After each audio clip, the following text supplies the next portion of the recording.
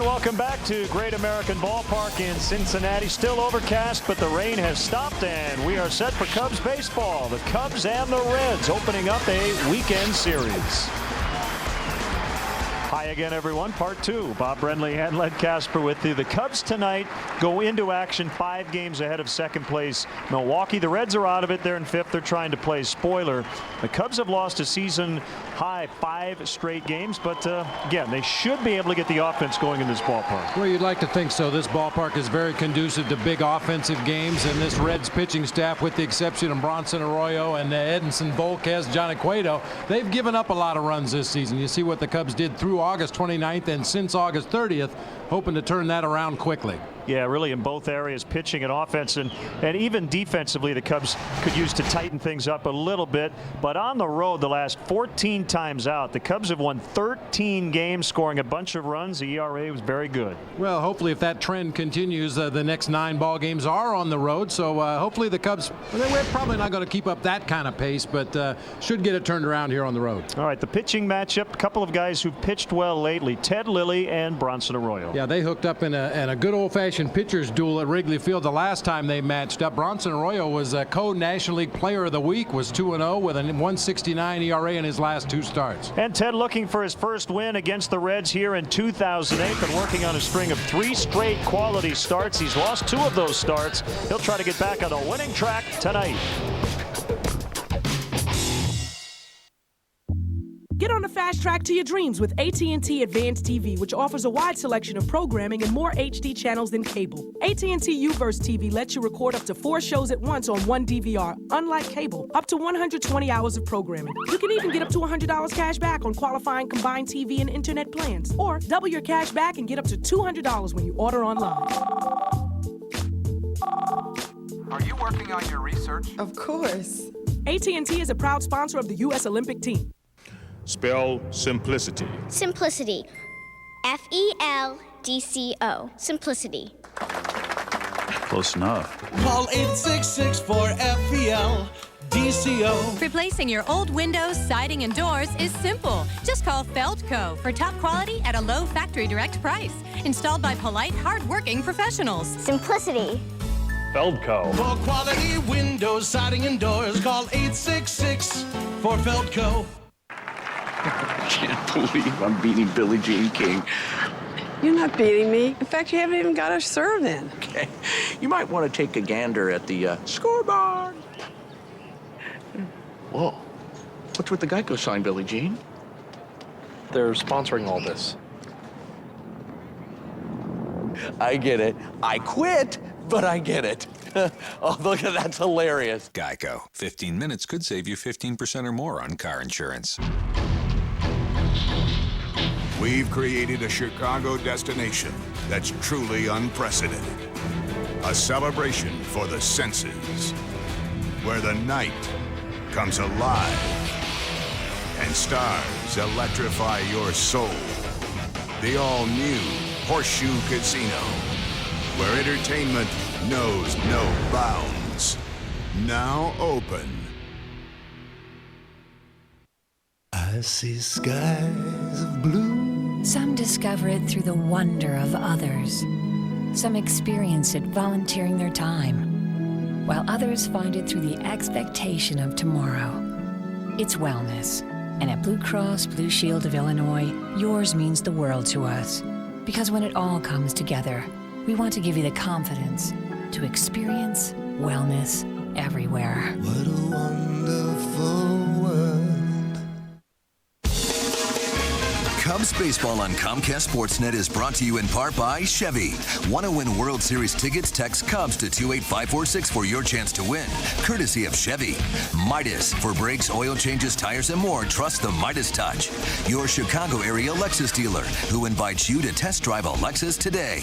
Menards. At Menards, you'll find big lumber yards, big selection, and big savings. At Blue Cross and Blue Shield of Illinois, we want to give you the security to experience wellness everywhere. Geico, 15 minutes could save you 15% or more on car insurance. Cadillac, Life, Liberty, and the Pursuit. And by Southwest Airlines. With Southwest Airlines, you're now free to be more productive. Visit southwest.com today. Well, a good sight. The Reds are taking the field, and we're getting set for the first game of this 9-game, 10-day road trip. The first and only 3-city road trip for the Cubs all season long. And let's quickly check on their Southwest starting lineup. Again, they're trying to snap a season-long 5-game losing streak. Alfonso Soriano will lead it off. Ryan Theriot right behind him. Lee Ramirez DeRosa 3 through 5. Jim Edmonds is in center. Giovanni Soto, the catcher, Rookie of the Year candidate. Pretty good chance he's going to win it at this point. Kosuke in right, and Ted Lilly, the pitcher, will hit ninth. And let's take a quick look at the Reds defensively tonight. Holbert Cabrera in left field, Chris Dickerson in center, Jay Bruce over in right field, Edwin Encarnacion at third base, Jeff Keppinger at short, Brandon Phillips at second base, Joey Votto over at first. Ryan Hannigan will be doing the catching tonight for the co-National League Player of the Week, Bronson Arroyo. I mentioned in the open, his last 2 starts, won both of them, a 1.69 ERA. That was on the heels of that great game that he pitched against the Cubs back at Wrigley. He followed that up with a complete game victory over the red-hot Houston Astros. Now the Kia umpire is Charlie Relaford. The crew chief's going to work home plate. He's in his 19th season. Born in Kentucky, now lives in Florida. He went to the University of Kentucky and Ohio U. 71 degrees, high humidity, a damp forecast, but again, let's hope that we're dry the rest of the night. Well, since you mentioned Ohio U, before we get the ball game underway here, I'd like to ask all the fans out there for a moment of silence for my beloved Bobcats as they go off to slaughter tomorrow against the Buckeyes. Thank you. Yes. Here's Soriano to start it.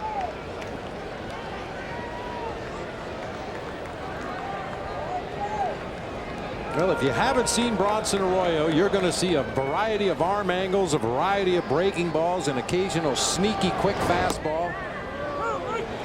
And recently in his good stretch, I've been told that he's basically pitching backwards. He throws breaking balls and off-speed pitches in fastball counts, and in in breaking ball counts, he's sneaking his fastball in there. Swing and a miss. And 2 quick strikes on Soriano.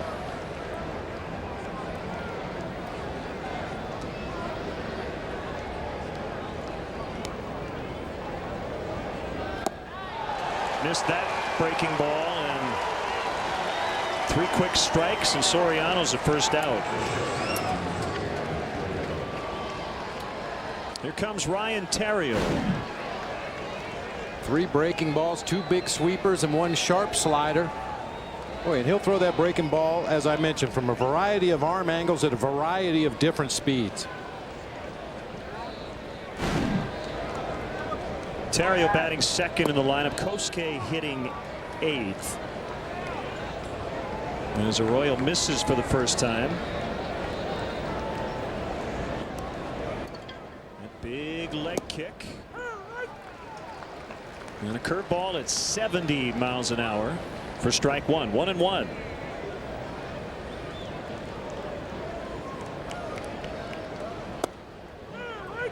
That's in there, according to Charlie Relaford. So Arroyo ahead of the first 2 Cubs.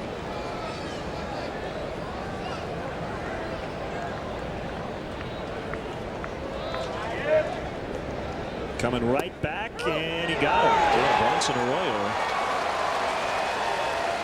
didn't miss a beat, even though the first pitch was delayed about 20 minutes or so. 2 quick outs. Well, the short rain delay we had really had little effect, if any, on the starting pitchers for this ball game.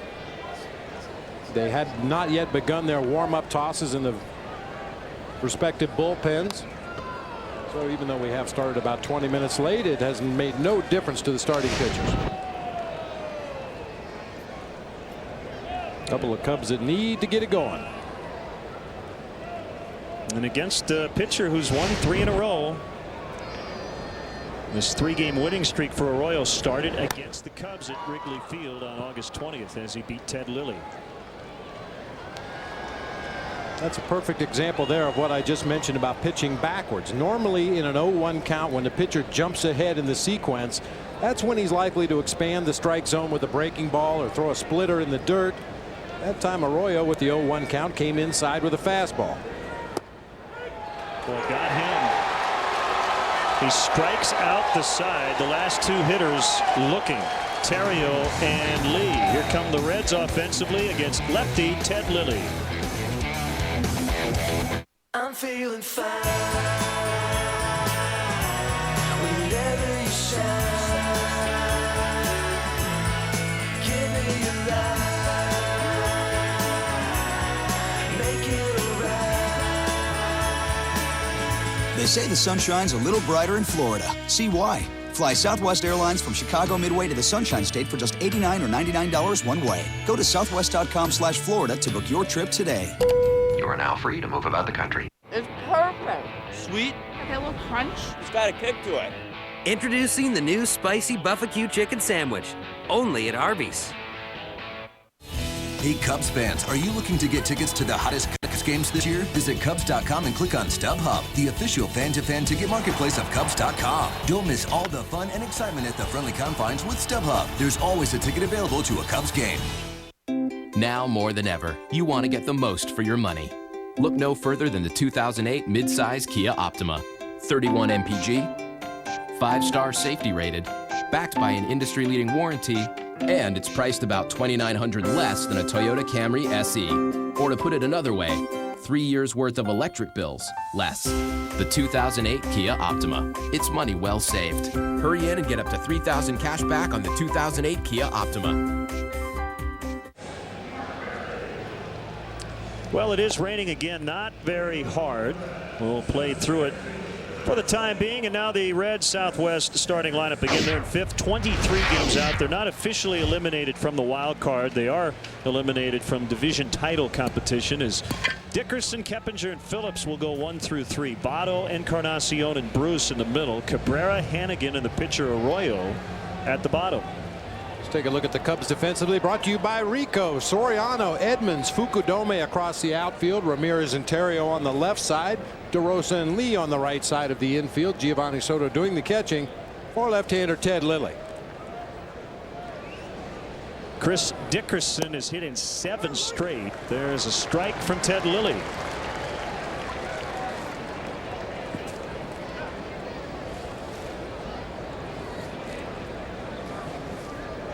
The 0-1 pitch is rolled through the hole on the right side, and Dickerson off to a great start. He basically replaced Adam Dunn on their roster. Hitting in the 330s, on base in the 430s now, and he's slugging over 700. Yeah, making some noise. And his 26 base hits coming into play tonight. 16 of them had gone for extra bases, including an opposite field home run a couple of days ago.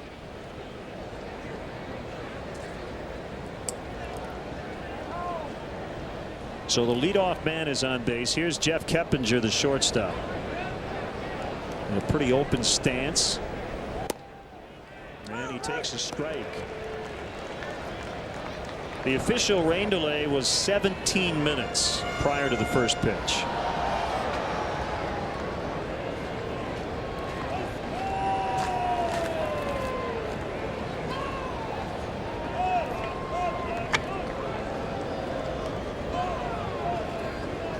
Right-hander Josh Gear will face lefty CC Sabathia in Milwaukee tonight. And we'll keep you posted. The Brewers have dropped 4 straight. What a golden opportunity for them to get back close to the Cubs. But they're still 5 out. And the Cubs tonight with their 6th shot at their 86th win, which would surpass last year's 85.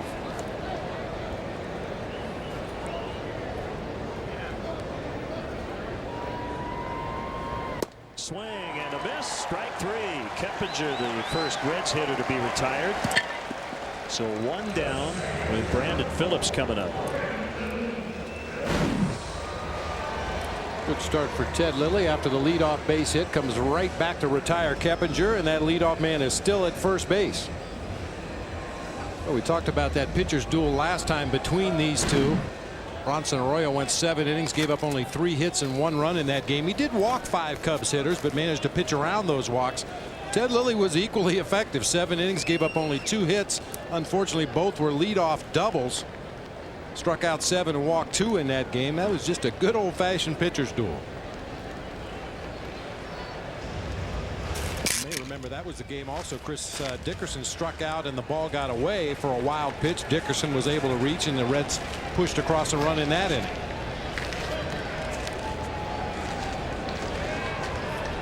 Brandon Phillips, the second baseman, got a piece of the ball and a bigger chunk of Giovanni Soto. Don't know if that caught his throwing hand. Looked like he was shaking his hand. Well, you hope it hit that shoulder pad. Yeah, that caught him on the back of the right hand. Man.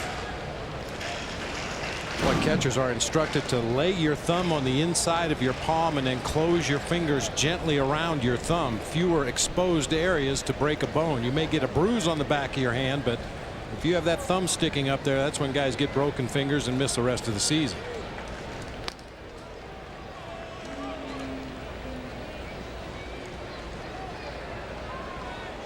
30th start of the year for Ted. Again, 3 consecutive quality outings, but 2 of those have resulted in losses, and he's 0-3 versus the Reds on the year. 1-4 in his career. Big leg kick, the 0-1 pitch.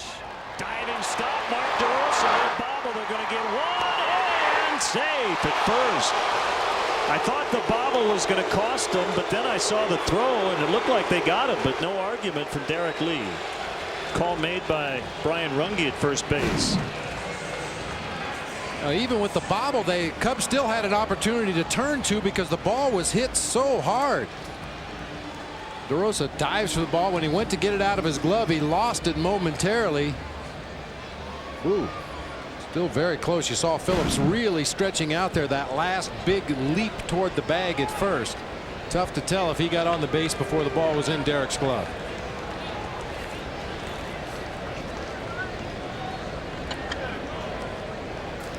So here's Joey Votto. 7 home runs. 7 out of his 17 on the year have been hit against the Cubs.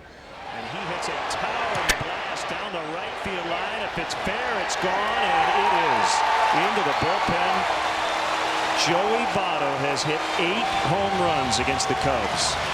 And he had the game-winning RBI on a single yesterday for the Reds. And tonight he gives them a 2-0 lead.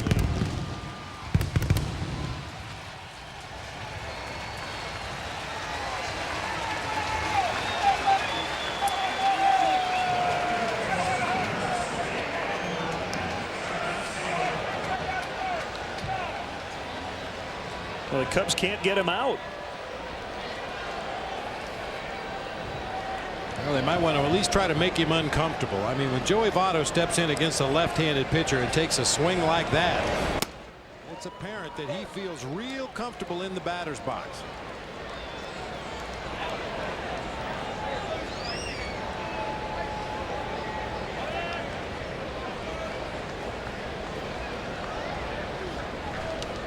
Encarnacion, the batter, swing and a miss. 0-2. Well, they have gotten Votto out. He came in at 364. But 45 at bats against the Cubs and 8 home runs, 15 RBIs. Ouch.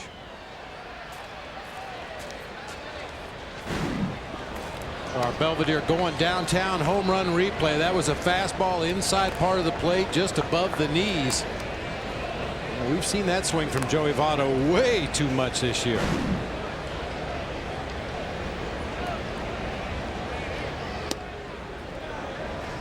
Outside, 1-2. So the Cubs will have to come from behind tonight.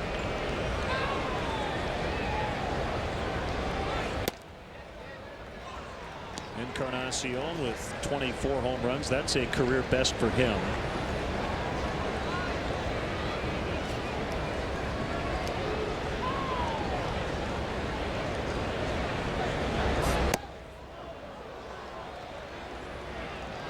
And after an 0-2 start to this at bat, Ted now has run it full on Encarnacion. There's Jay Bruce on deck.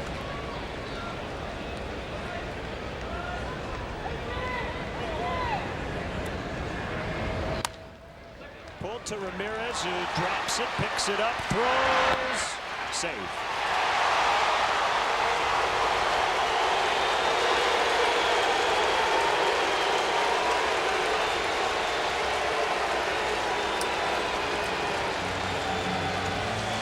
A couple of little bobbles on the infield have cost the Cubs potentially a couple of outs. That's an error on Aramis. And remember, he had 3 in one game the other night against Houston. So the Reds are still alive here in the first inning. The entire Cubs infield stood with hands on hips staring at Brian Runge over at first base. Another leap for the bag by Edwin Encarnacion, and that time it looked like Derek Lee did have the ball in his glove before Encarnacion came down on the bag.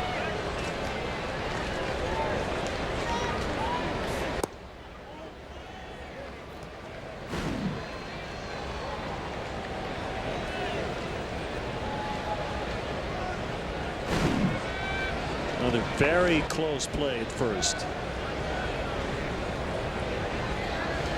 Jay Bruce playing right.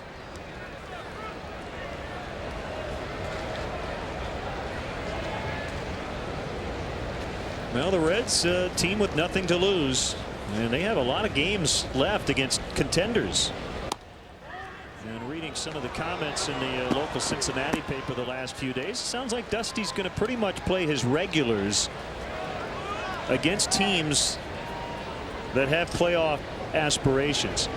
18 of their last 22, including tonight, against teams leading their divisions or the wild card or within 5 of the wild card. That includes 6 versus St. Louis. There's a walk.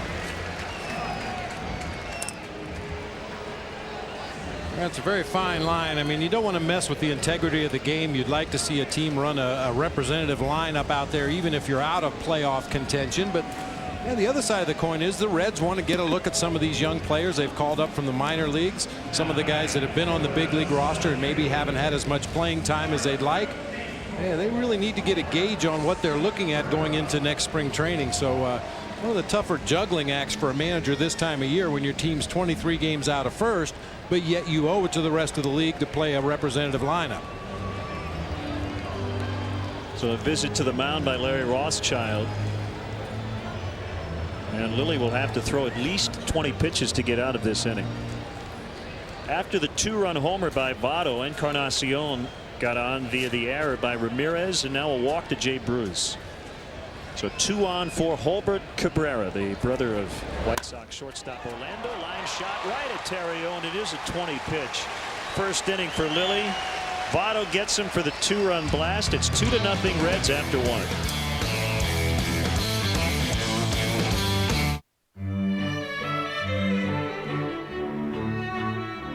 Sometimes, when people are confronted with an extraordinary sales event, they can behave rather badly.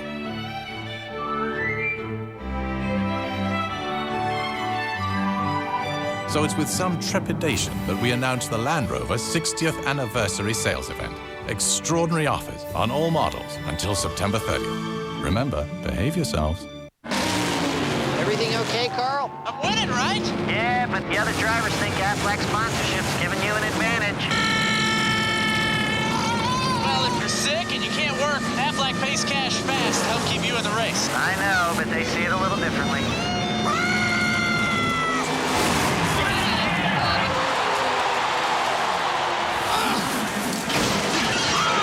I taught him that. Aflac. Ask about it at work. Keep your windshield clean and clear with a pair of new Weather Beater wiper blades from Menards. They're simple to install and come in 3 sizes. Stop in today and get Weather Beater wiper blades for just $6.97 each. Find these and other great deals throughout the store during Menard Day sales. From small weekend projects to complete remodels, find everything you need for the best price. Menards, dedicated to service and quality. Save big money at Menards. Welcome back to Great American Ballpark in Cincinnati. Cubs trailing the Reds 2-0 in the top of the second. Carlos Zambrano is back with the team after having a very busy Wednesday. His wife underwent minor surgery, and he visited orthopedist Steven Grisler for work on his rotator cuff. He got it examined, finally got the MRI yesterday, and here's how Carlos explained the next path of action and why he got that MRI. They say that I have to do the same thing that I did in back in June. You know, they put the autogram. And I didn't do the MRI because I didn't want to miss 3-star, because I know that I was feeling better and then I don't have to do, you know, the autogram. So if they put that shot in my arm, I know that I have to meet at least 2 or 3 stars like last time, you know.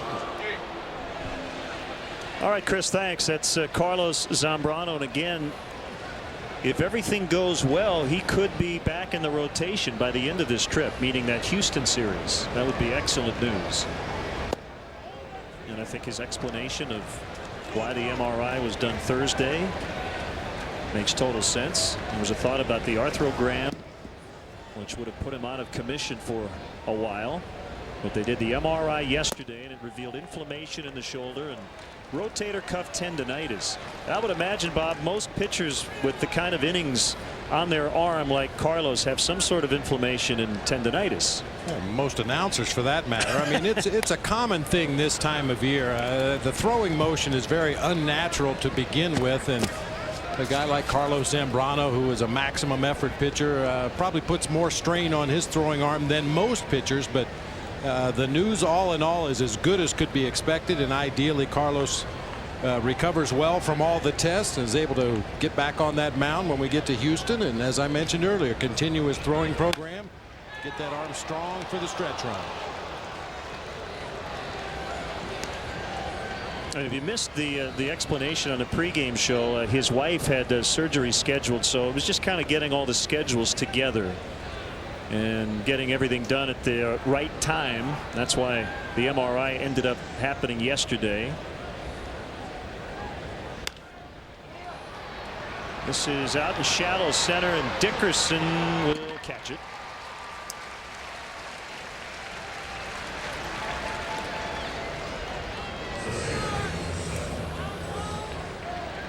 And this road telecast here on Comcast Sportsnet is brought to you in high definition by Sharp Aquas.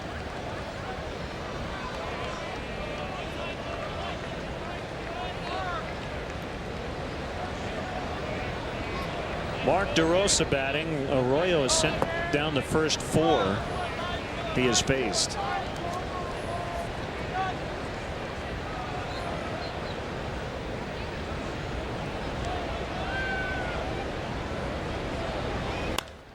High in the air, pretty well hit, but not well enough. Wind is doing nothing right now. Flags are not moving at all out in left center.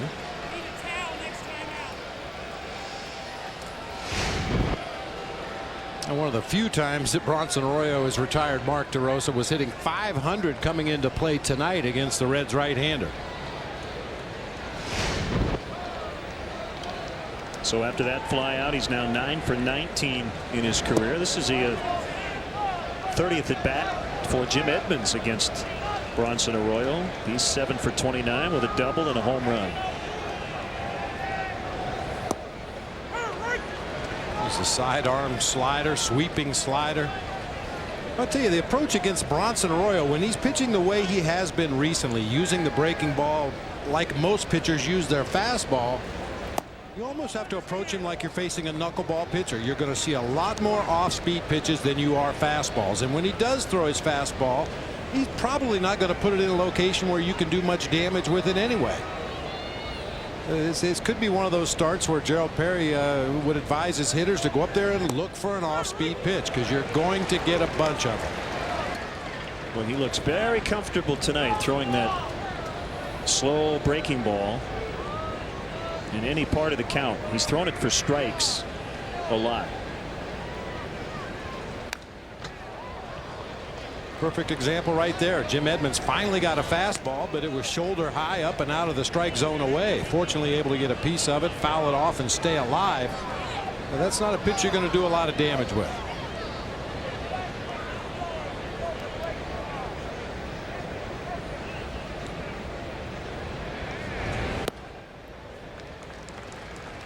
Full count, 3-2. In my brief time in the American League with the Toronto Blue Jays, Cito Gaston initially was the hitting instructor, later took over as the manager in 1989, and he was a big proponent of that. Depending on who you were facing on a given night, what he's likely to throw against you, go to the plate and look off speed. Little tapper here. Edmonds hustling, and Encarnacion won't make a throw. Infield probably a little bit wet, and that worked to Jim's advantage on a swinging bunt single. It's the first Cubs base runner tonight. You couldn't have caught it and rolled it out there any better than this. That's a fastball down and in. Edmonds cues it right off the end of the bat. Little spinner on that left side of the infield, and Encarnacion has no choice but to pick it up and hang on. We were talking about that the other day. Ball players smelling those infield hits. You always seem to find an extra gear when you might get a base hit at the end of your journey down that first baseline.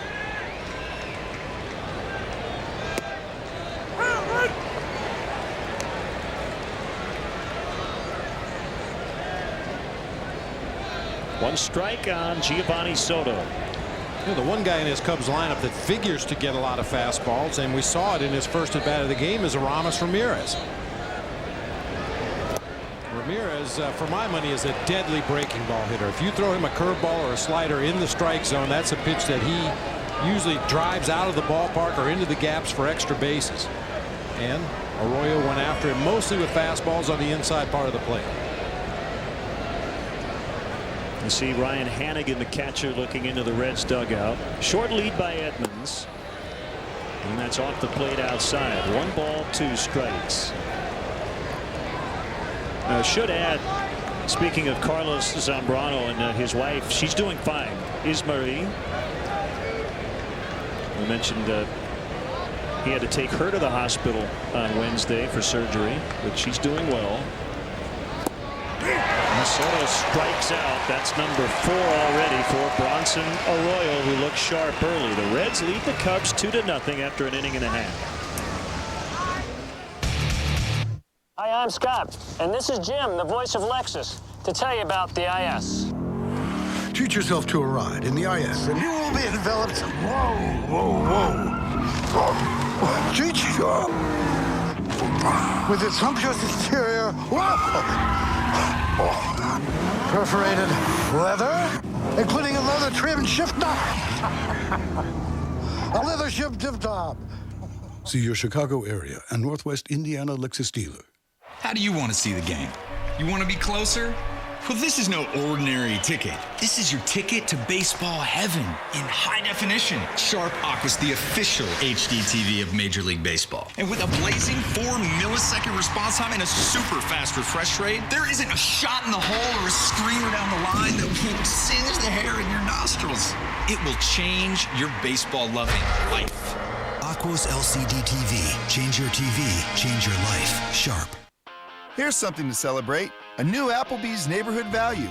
Endless favorites starting at $9.99. Choose from sweet and meaty riblets, panko-crusted shrimp, or golden delicious chicken tenders. Your choice, all you can eat, starting at $9.99. Be ashamed not to have a cold beer with that. It's an all-you-can-eat dinner, but you gotta hurry. Endless riblets, shrimp, or chicken tenders, starting at $9.99. Only at Applebee's. It's a whole new neighborhood. Cubs baseball is brought to you in part by Kia Motors. Kia, the power to surprise. Rico, move your ideas forward with Rico dependability. And by Nissan and your Nissan dealer. We left our hubbies to see the Cubbies. Very nice.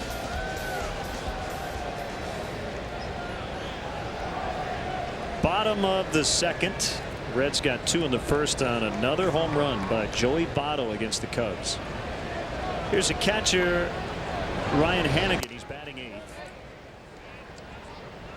The pitcher, Arroyo, next, and then back to the top, and Dickerson. He started the last of the first with a single. Called strike, 1-1.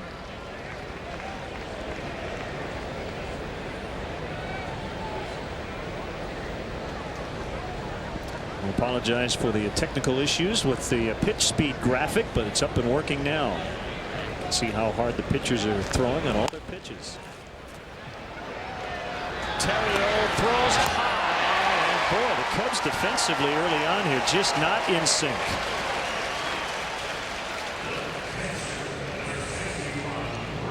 Well, it would be easy to blame it on the conditions this afternoon. Neither team was on the field for infield or batting practice, but the Reds are operating under the same circumstances as the Cubs. Aramis Ramirez looked like he wasn't quite ready for that ball hit his way, and that time Terrio goes to the backhand side. The long throw from the hole pulled Derek off the bag. Still waiting for a scoring decision. It's been called a hit. And Arroyo bunts it foul.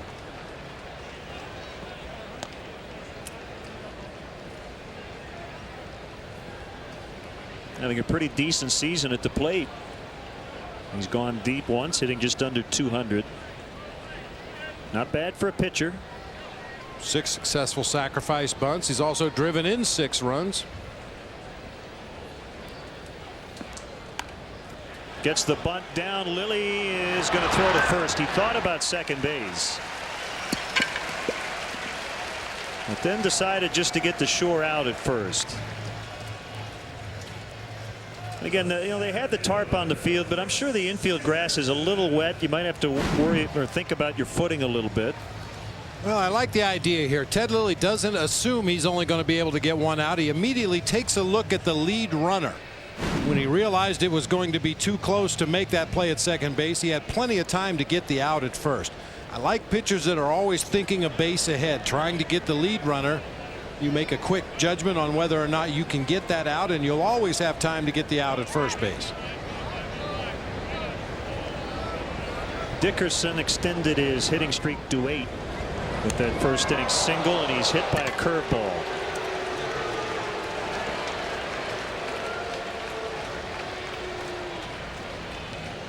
So 2 on for Keppinger. This one really got away from Ted. Just a breaking ball that never took the break. That was supposed to be the big curveball. Caught him right in the middle of the back. And not all bad. It puts a runner at first base now, and an opportunity with the ground ball to possibly get out of this inning with a double play.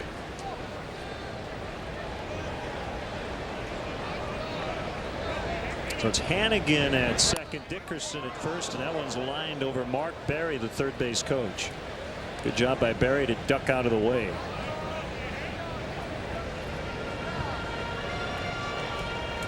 The home run allowed by Lilly in the first inning, the 31st he's given up on the season. That's now tied for the second most in the league with Aaron Harang, who will pitch for the Reds on Sunday. Brandon Backey of the Astros has surrendered 32.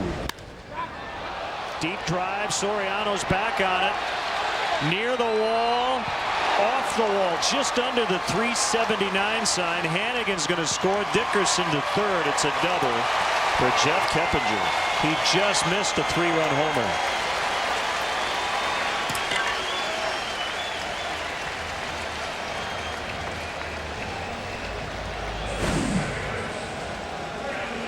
Well, that's a fastball right down the middle.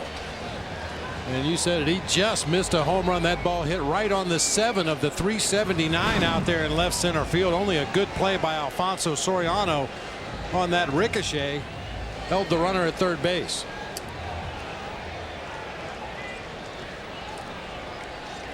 And now they'll just intentionally walk Brandon Phillips to get to Joey Votto. You had to think about that for a minute before you said it, didn't you? Yeah. The way Joey Votto has swung the bat against the Cubs this year and in his first at bat of this ball game, it makes you scratch your head. But this is the percentage move. Once again, you load the bases up with 1 out in the inning. You give Ted Lilly a possible chance of getting out of it with a ground ball at one of his infielders. Aramis Ramirez is on board for the Universal Orlando Chicago Cubs trip. Join him, All-Star Giovanni Soto, Mark DeRosa, Ryan Theriot, Lee Smith, Hall of Famers Billy Williams and Fergie Jenkins, and many more. Fans will have unprecedented up-close access to the players who you can't get anywhere else. For more info, call AAA Travel at 1-866-YOUR-AAA or go to AAA.com. We'll see you in December. And when I say AAA.com, that's AAA.com.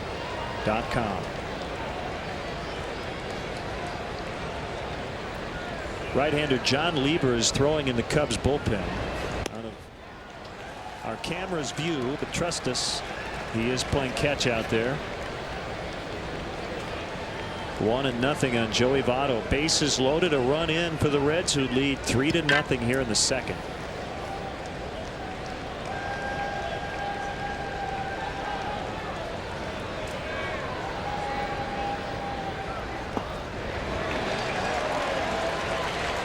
Two and 0.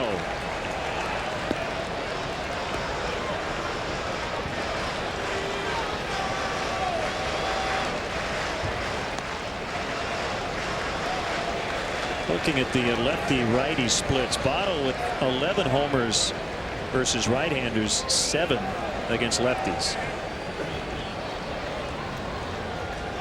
Well, a lot of Cubs and Reds on that rookie list.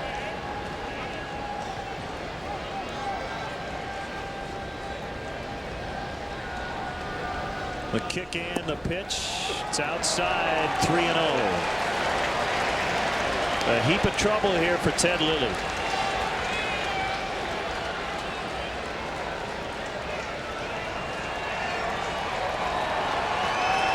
It's raining a little bit harder. Ball 4, he's forced in a run.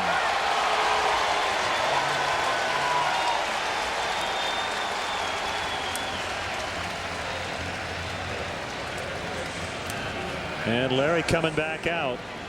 Well, we talked about it last time we saw the Reds at Wrigley Field and all the home runs they've hit against the Cubs this year. And we put the disclaimer on it, but those games were with Adam Dunn and Ken Griffey Jr. This is a team that's gotten younger and on paper not nearly as potent offensively, but they have jumped all over Ted Lilly early tonight. And the left-handed batters have done a lot of damage. Dickerson has gotten on base twice. Votto with 3 RBIs. Jay Bruce walked his first time up. You said it earlier, Len. This is a ball club that has absolutely nothing to lose. Sitting 23 games out of first place, 16 games under 500. Yeah, if there was ever a time to go out and play stress-free baseball, it would be right now for the Cincinnati Reds.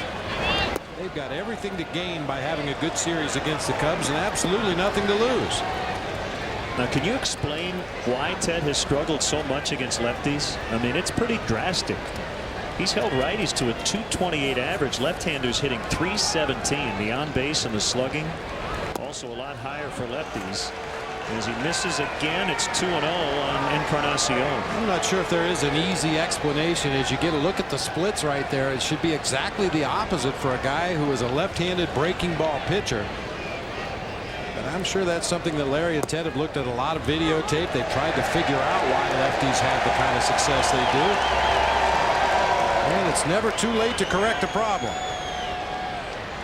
In his career, the batting averages are pretty close. Righty slug a little bit better. Into left, and Soriano's going to make the catch. Keppinger will tag and head to the plate. And he scores easily. It's 5-0.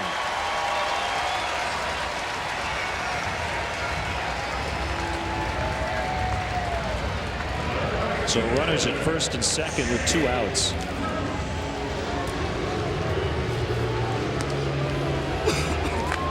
Normally you'd say, well, no big deal. Cubs offensively have been able to bounce off the mat so many times this year, but the way they've swung the bats recently and the way Bronson Arroyo has looked in the first 2 innings of this game, you do not want to let this hole get any deeper.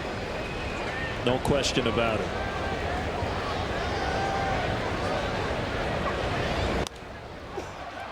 Foul pop out of play. I wouldn't mind if it rained a little harder and didn't stop the rest of the night at this point.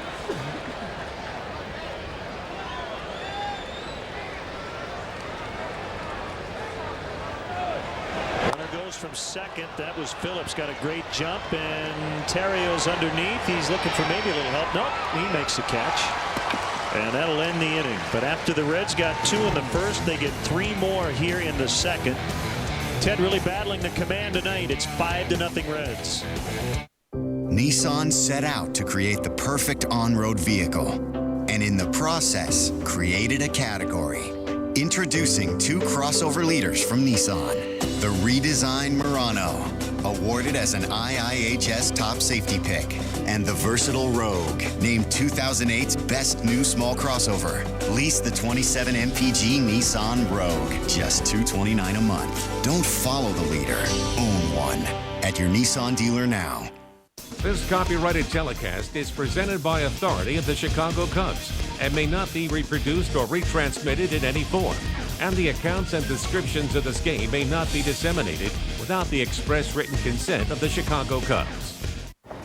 Dex, I need an internet cafe. Surf and Perk. It's open 24 hours.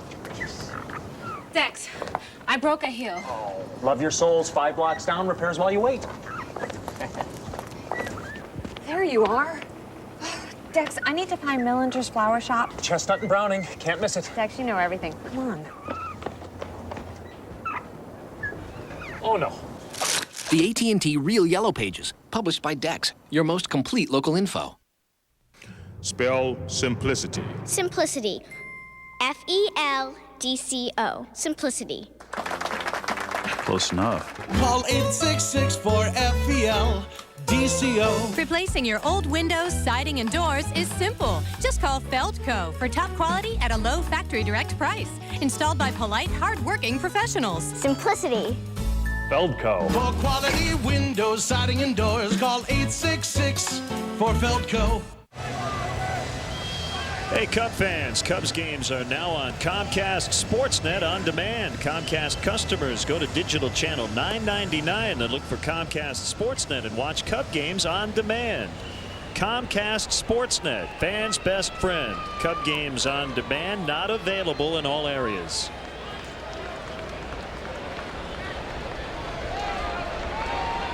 Could we have a do-over? A mulligan. First 2 innings have not gone as planned for the Cubs. They trail 5-0.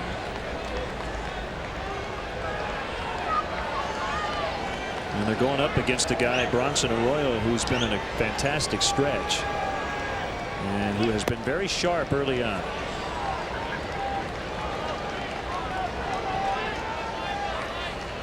Kosuke, then the pitcher Lilly, and back to the top and Soriano. Still raining. Breaking ball missed. 2-0. Ideally, this is how Arroyo would start against every Cub hitter, but early on that was not the case. He was throwing all of his pitches for strikes. That one in there, 2-1. Well, and as you can see around the home plate area and the pitcher's mound, they came out and put some of that drying compound on the field between innings. Hopefully that'll get stuck in his cleats. He'll lose his command, start walking, guys. Although it doesn't look like it. The last 2 good breakers for strikes.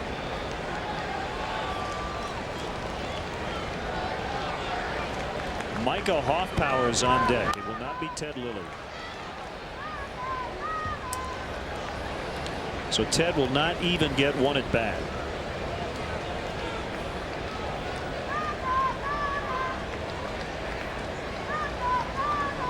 And it'll be a long night for the Cubs pen. They're rested. Off day yesterday.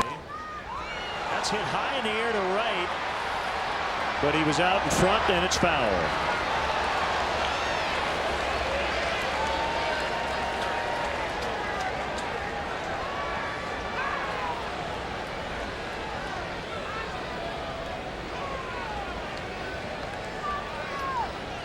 Two and 2 on Kosuke.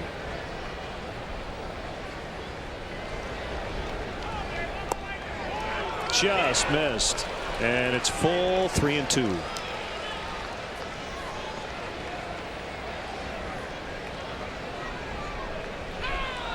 So John Lieber will pitch the bottom of the inning, and that's lined, and it'll be caught. Jay Bruce ended up leaving his feet.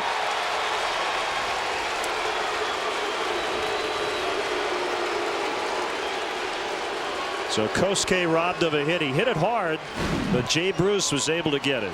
Kosuke with a couple of nice swings in that sequence. Unfortunately hit that ball too hard. Stayed in the air long enough for Bruce to come in and make that tumbling catch.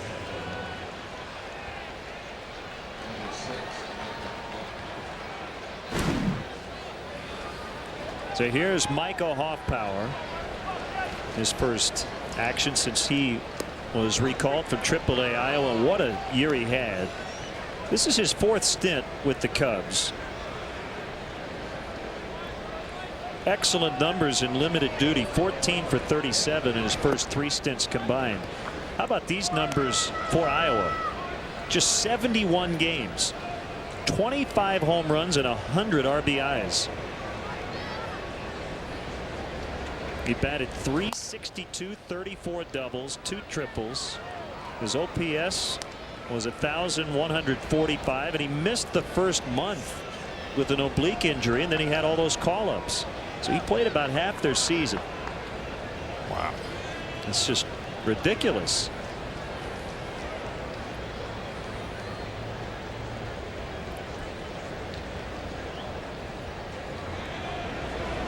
And he was the team MVP for the Iowa Cubs. Not a big surprise. He would have been the MVP of a lot of leagues with those numbers. Speaking of the Cubs, their series with Oklahoma tied at 1-1.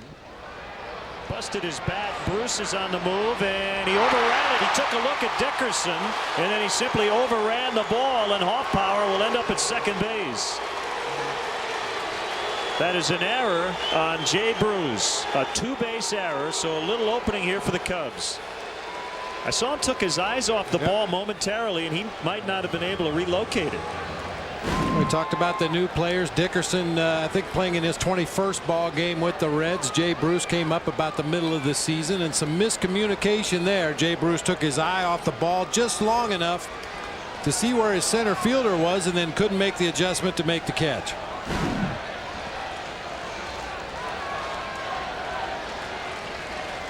So an excellent catch by Bruce, and now an error.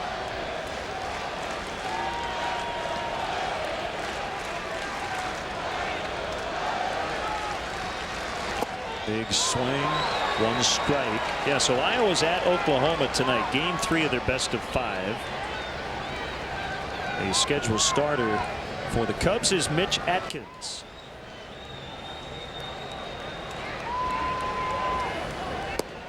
Swing and a miss. Derek Lee beat the Iowa Cubs last night. He's a left-handed pitcher, D-E-R-E-K. Unlike the Cubs, Derek Lee with 2 R's.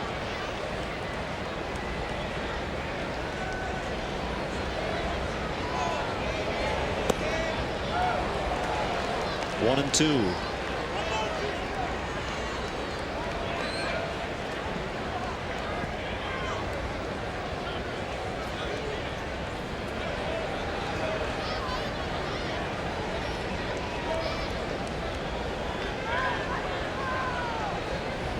The pitch.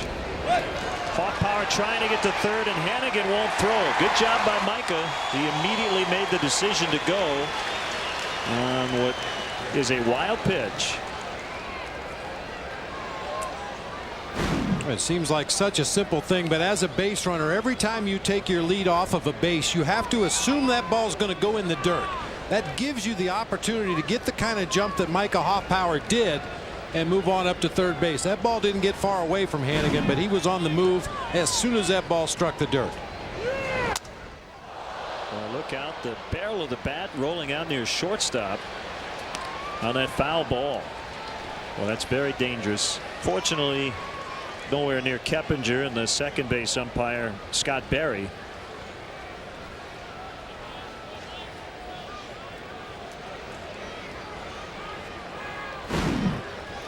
Bronson Arroyo gets his share of broken bats because he throws so many off-speed pitches, and when he does sneak that fastball in there, the hitter's just never quite prepared for it.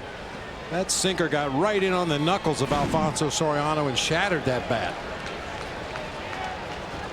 Runner at third, 1 out. The 2-2 pitch. Big strikeout for Arroyo. And he has a chance to get out of it. His 5th strikeout. 2 have come against the Cubs leadoff man Soriano. Now Terrio. Here's that last pitch. Big flat breaking ball. Starts over the inside part of the plate, ends up on the outside corner.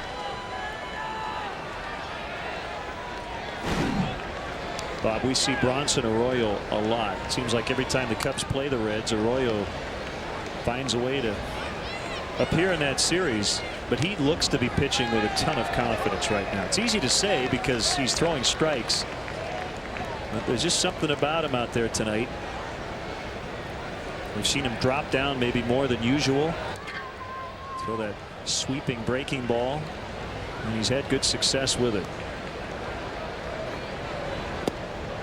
Now, this is the 16th time we've seen him start against the Cubs, and I agree with you. He's got the best command of that sweeping breaking ball that we've seen. He will occasionally make mistakes with that pitch over the heart of the plate, but we haven't seen him make many mistakes with it tonight.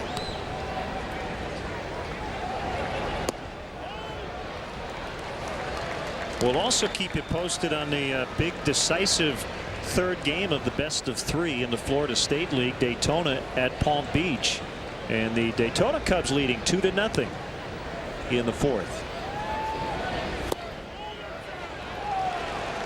Good eye, 3-1. Make it 2-1 on Terrio. No, it's 3-1. They didn't change the board yet. We had a 4-2 pitch in Detroit yesterday. Sean Rodriguez struck out after he had already taken 4 balls in the count. Now it's full 3-2.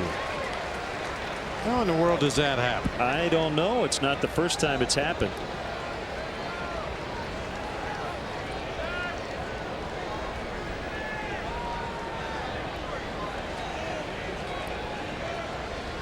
Everybody back on the infield with 2 outs. The payoff pitch, ground ball right at Phillips. And Arroyo escapes. So the Jay Bruce 2-base error does not come back to bite the Reds. It's 5-0 as the Cubs will go into their bullpen.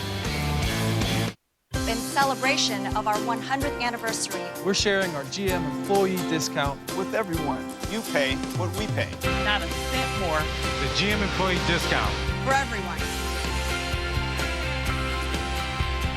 Just announced, the employee discount for everyone is now extended on Buick Enclave with better fuel efficiency than Acura MDX.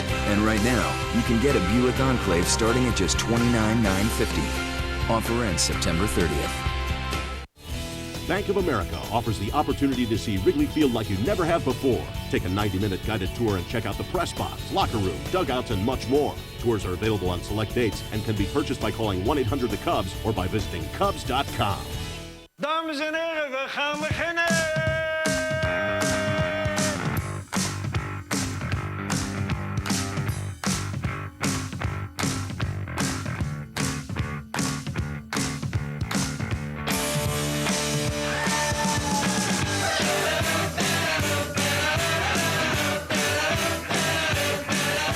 Exceptionally brewed for a taste that's pure Amsterdam. Amstel Light, one damn good beer. If ever you're not satisfied with one of our tires, please feel free to bring it back. Thank you. Discount Tire Company. Low prices, more choices on the world's best brands like Michelin and B.F. Goodrich. Tomorrow, Mark DeRosa and the Cubs drop down in the Great American Ballpark to battle the Reds in crystal clear high definition. Coverage starts with Lexus Cubs pregame live. Cubs Reds in HD tomorrow at 5:30 on Comcast Sportsnet. Fans' best friend. Sign up for a subscription to Vineline, the official monthly magazine of the Chicago Cubs. Vineline offers exclusive player features, team analysis, and minor league coverage. In print and now available online through the Cubs Club on Cubs.com. Visit the Cubs official website to order Vineline today. John Lieber back in action. Activated from the disabled list prior to Monday's game. He had been on the DL with a right foot strain since July 18th, which was retroactive to July 11th. It's his first appearance since July 10th. And that appearance was against these Reds at Wrigley Field. 2 innings, 3 hits, 2 runs, both on home runs, as he faces Holbert Cabrera. 1 ball, 1 strike.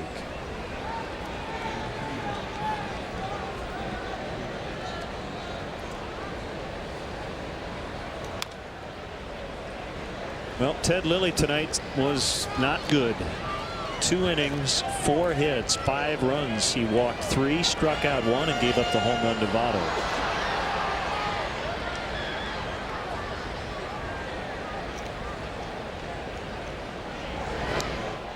And Lieber hits Cabrera. That's the second red to be plunked in the last 2 innings.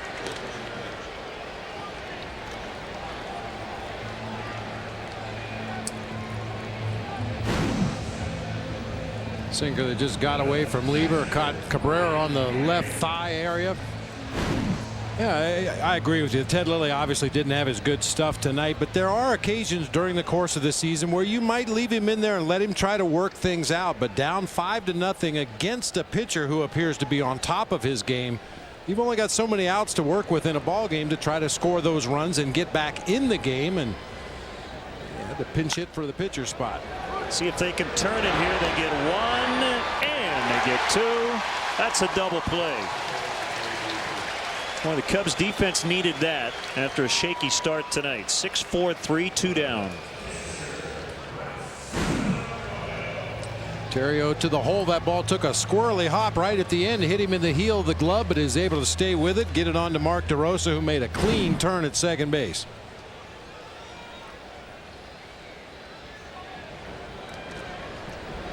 Arroyo takes ball 1 low.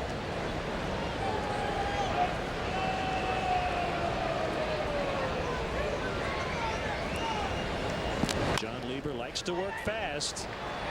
Fair ball.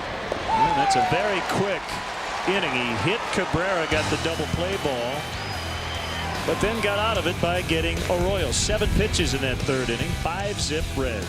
In celebration of our 100th anniversary, We're sharing our GM employee discount with everyone. You pay what we pay. not a cent more The GM employee discount. for everyone. And now we've extended the discount through September 30th. Use it to get the 2008 Chevy Malibu with better city fuel economy than Accord and Camry. That's right. Get this 2008 Chevy Malibu LS for around $19,000. We've created a Chicago destination that's truly unprecedented. A celebration for the senses, where the night comes alive and stars electrify your soul. The all-new Horseshoe Casino, where entertainment knows no bounds. Now open. Quiet on the set. Take 73. Hello out there in TV land. Save your false laughter. Very popular. Whoa, get your foot off the fogger.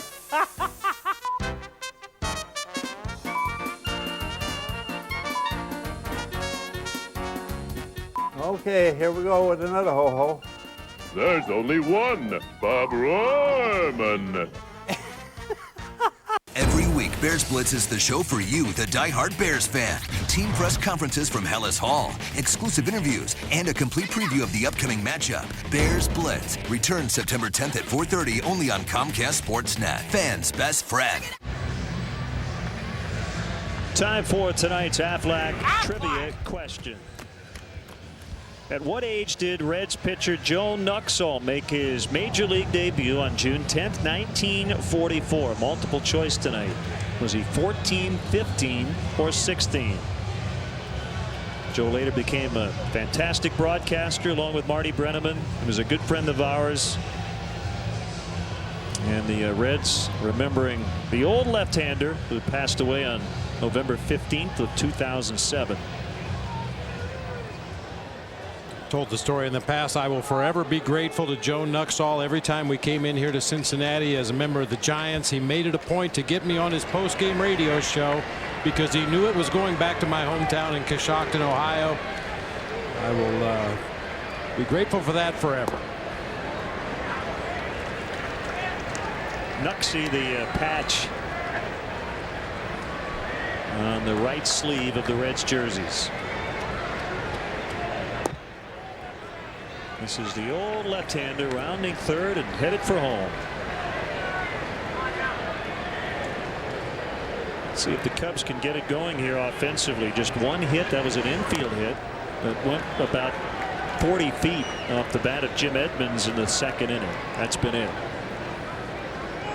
Hoffpauer reached on an error and got all the way to third with one out in the third inning, but Arroyo found a way to escape.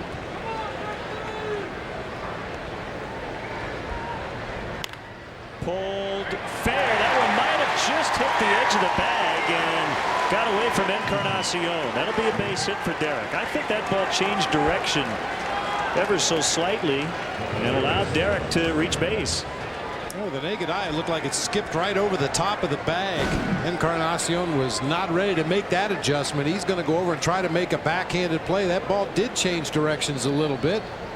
Encarnacion just knocks it into foul territory. Derek Lee on with an infield hit.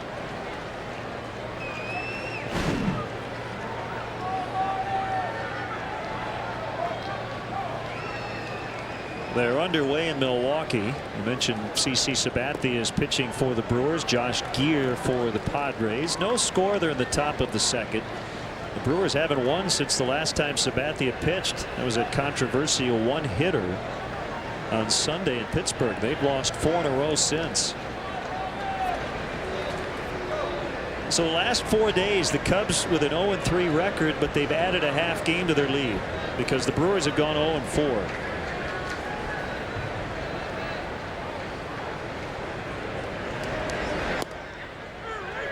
That's a strike.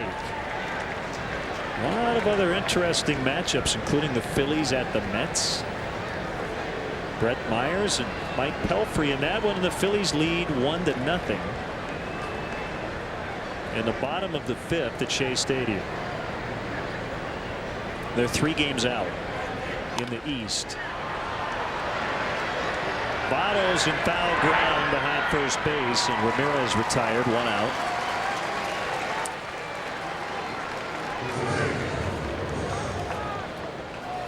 Another good matchup in the National League. You've got the Diamondbacks and the Dodgers hooking up. Diamondbacks with a 1.5 game lead going into play tonight. They'll have a 3-game series this weekend. And how about that matchup on Sunday? Randy Johnson and Greg Maddux.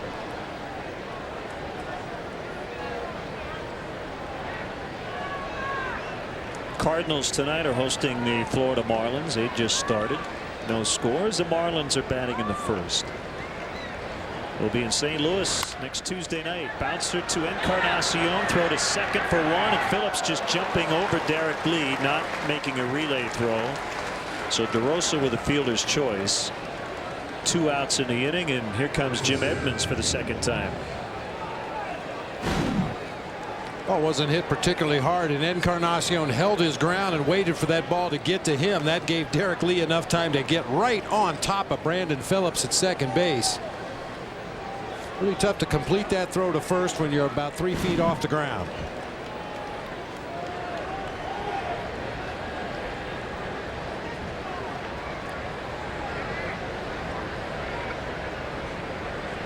The rain has gone away for the moment. A couple of innings ago it was coming down pretty well, but it has stopped.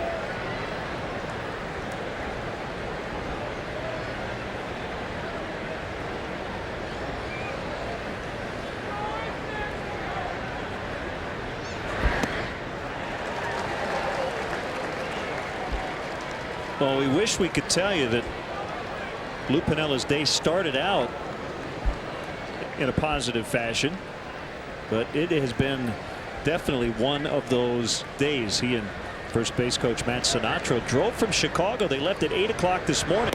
Now, you made the trip here, and how long does it normally take you to drive from Chicago to Cincinnati? It's right around 5 hours, depending on how much you want to push the speed limit and whether you stop or not on the way, but it's right around a 5-hour trip. So if you leave at 8 a.m.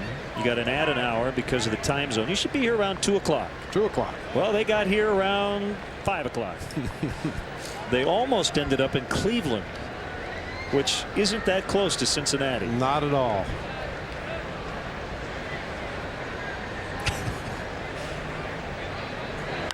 Yeah, they got lost. Well, you know, really, Len, it shouldn't be surprising, though, seeing some of the routes that Lou has taken when he leaves the dugout to make a visit to the pitcher's mound. It isn't always the most direct route out to the rubber, you know what I mean? So it's not really surprising that Matt and Lou got lost on their way to Cincinnati. They were laughing about it when they got to the ballpark, and we should note that Matt was driving. And if there's anybody out there wondering what to get Lou for Christmas, I have 3 letters for you. GPS. Yeah, they were doing it the old-fashioned way. They just got out a map. He said he Googled it. But they almost ended up in Pennsylvania. Well, it's happened to all of us at one time or another, and I can only imagine the panic that Lou and Matt felt when they realized where they were, how far away they were from Cincinnati. And fortunately, they got here in plenty of time. The rains, as we said earlier, kept the teams off the field pregame today, so no damage done. 3 balls, 2 strikes. DeRosa will get a head start with 2 outs. And Votto will play behind the runner.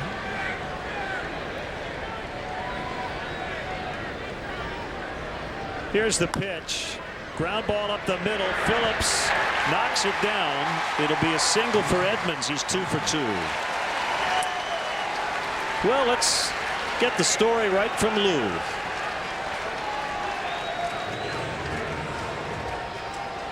'75. I said, you know, I know Dayton's only about 40 miles from Cincinnati, but we kept going because we kept following the. And finally, when I woke up, we're about 80 or 90 miles from Cleveland, Ohio. I said, no. I said, no, I don't think so. Does Matt get fined then? No. Who? Does Matt get fined? No. It wasn't his fault. I mean, look, I was in the car also, but I probably shouldn't have taken the nap.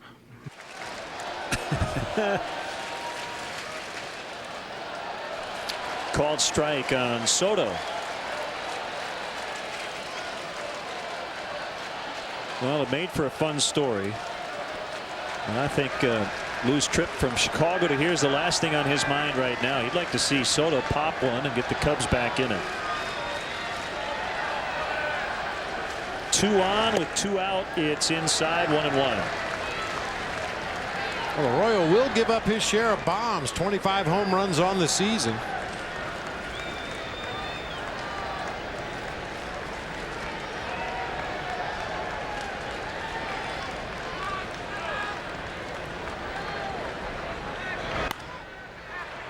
Him up out into right, and this will be an easy play for Bruce. That's it for the Cubs. They've stranded 4 through 4, and they trail 5-zip. When a major hospital wanted to add on to their benefits package at no direct cost to the company, their very first word was Aflac. Find out more at aflacforbusiness.com. It's Toyota's National Clearance Event, the perfect time for amazing deals and selection. Check out Camry, the #1 selling car in America. Or the fuel-efficient Corolla, a lot of car for the money. And there's Tundra, Motor Trend's 2008 Truck of the Year. Or the Tacoma, with an impressive 26 miles per gallon highway rating. Hurry in today. The Toyota National Clearance Event ends soon.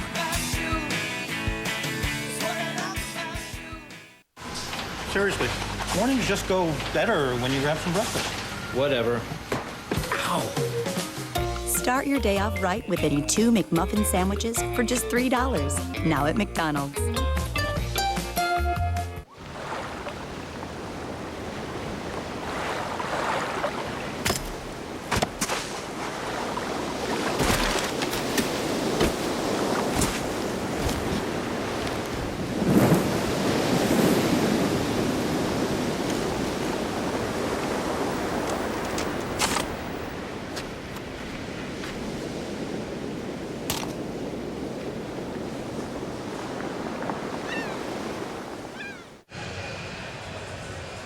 Let's get the answer to tonight's Aflac trivia question.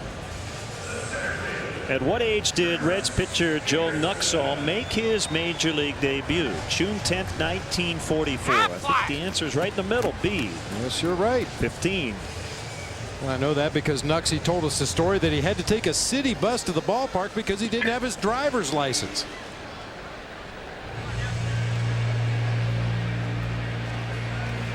It's been all Reds early on. They came in 23 full games behind the Cubs in the National League Central, but they lead 5-0. And they'll have the top of the order against John Lieber, who made quick work in the third inning. He hit Cabrera, but then got a double play ball, retired the pitcher Arroyo. 7 pitches, 3 outs. And he gets Dickerson to pop it up on the infield. Left side for Ramirez, who will put it away.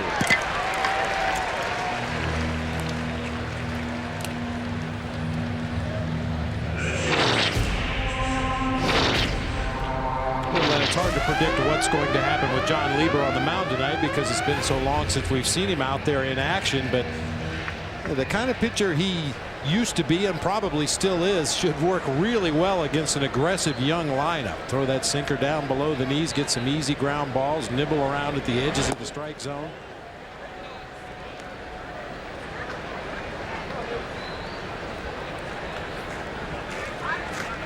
And again, a lineup that has changed throughout the season.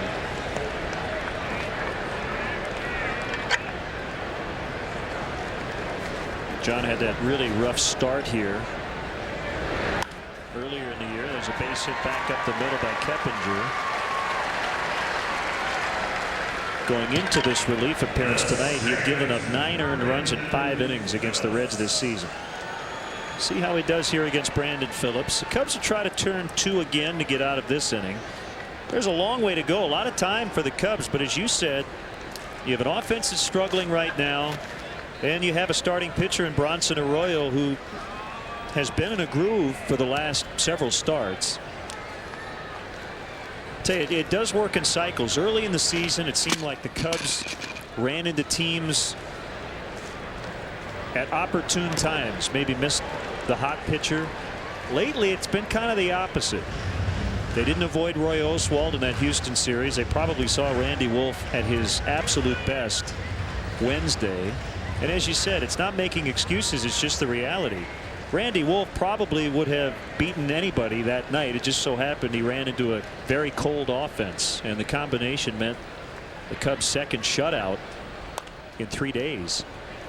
Well, and you back it up even further to that Philly series. Brett Myers pitched one of his best games of the season, and Jamie Moyer came up with a gem on Sunday as well. So yeah, sometimes you miss the guys that you need to miss in order to maintain your spot in the standings, and other times you have to bang heads with them and hope for the best.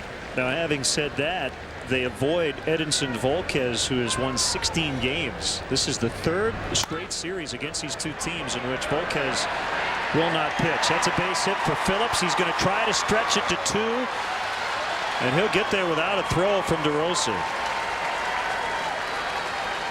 So they're threatening big time again, and Votto will come up, of all people, with runners at 2nd and 3rd and only 1 out.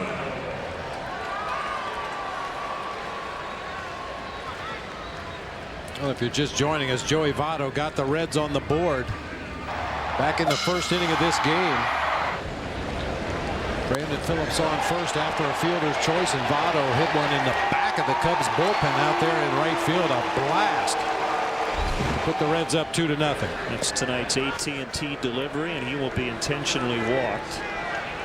The last time up, he walked unintentionally with the bases loaded to force in a run.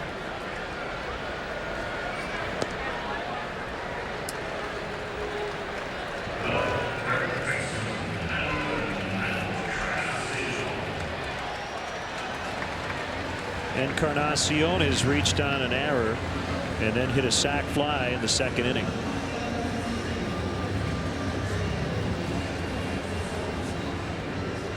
Well, once again, the numbers are not as significant for John Lieber this year because the amount of time he's missed. But on the season, lefties are hitting 100 points higher, 369. than righties at 269. Definitely a percentage move, and once again loads the bases, an opportunity for a ground ball double play to get out of the inning. 6 hits for the Reds. The Cubs have 3, each team with an error.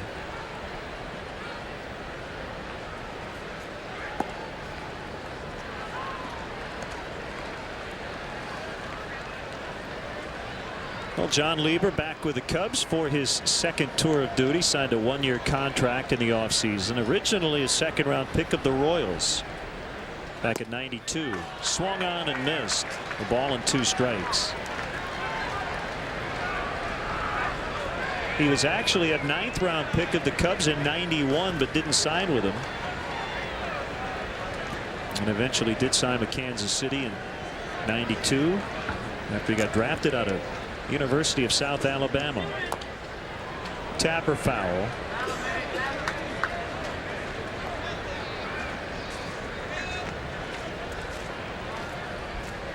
I said earlier this is the Cubs' 1 and only 3-city trip. They had a long road trip back at the end of June and into early July. That was 10 games, but the first 3 were on the south side of Chicago against the White Sox. Then they had 4 in San Francisco and 3 in St. Louis.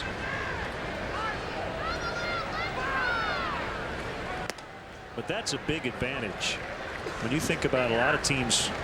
I think the Reds last year had something like 5 or 6 3-city trips. Cubs only had 1 in 2007 and only 1 here in 08.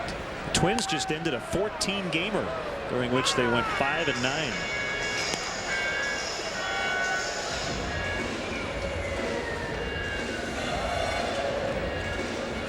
With bad news for the White Sox, Carlos Quentin will undergo right wrist surgery on Monday. And they'll reevaluate him in 2 to 3 weeks. Not sure if he's going to play again this season. Kosuke comes over. He makes a catch in foul ground. Keppinger is going to hold at third. So Lieber gets Encarnacion and has a chance to escape, but he'll have to get through Jay Bruce to do that.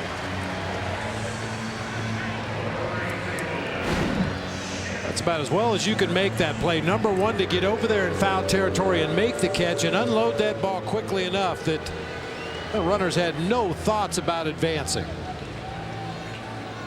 Well, you could see how that ball skipped to Giovanni Soto, something to put in the back of your memory bank for later in the ball game should there be another play at the plate. That ball really hydroplaned across that wet infield grass.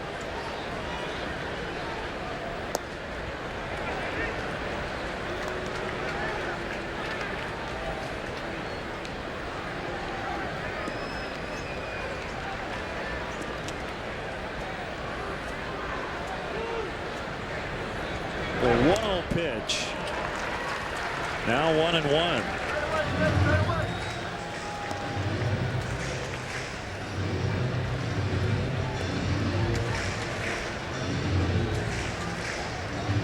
Boy, any sort of injury, even what could be considered a minor injury for teams that had playoff hopes, we're getting to that point in the season where you really worry that it could be a season-ending thing.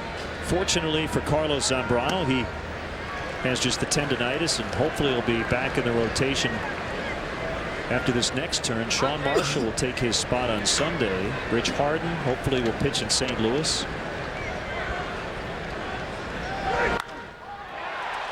Deep the other way, and a grand slam for Jay Bruce. Boy, does that hurt. It's 9-0.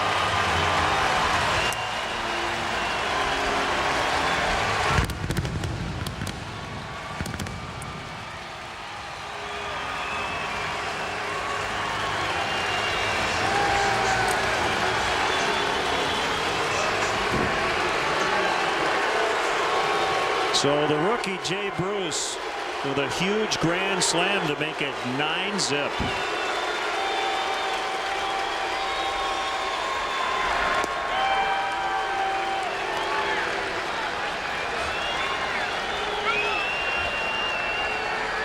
Opposite field grand slam, and Bruce knew he got every bit of it.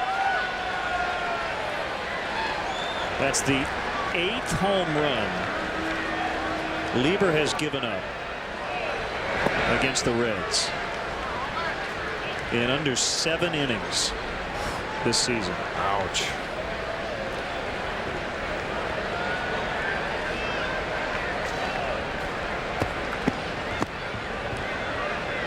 No balls, 2 strikes on Holbert Cabrera. Swing and a miss, and the inning is over.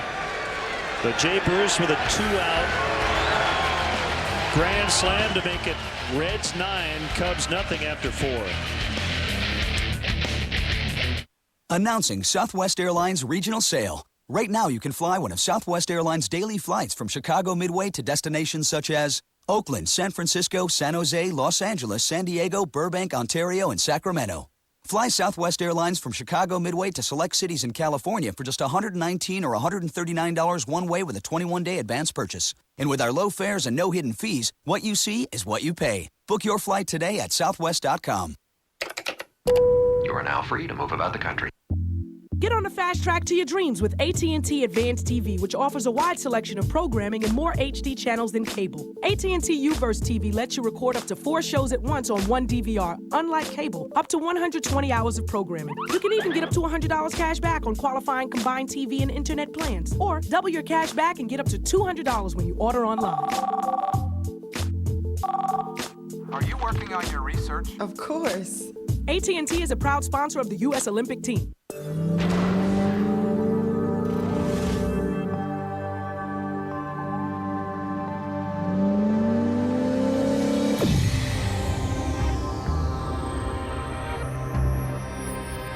Built on a sports car platform with a more fuel-efficient 390 horsepower engine, the all-new Infiniti FX, defining the performance crossover, redefining luxury. Sports Night, every night on Comcast Sportsnet, fans' best friend. Cubs baseball is brought to you in part by Aflac. Ask about it at work, and by the Toyota Tundra. Visit whytundra.com to find out why the Toyota Tundra is a great way to keep moving forward.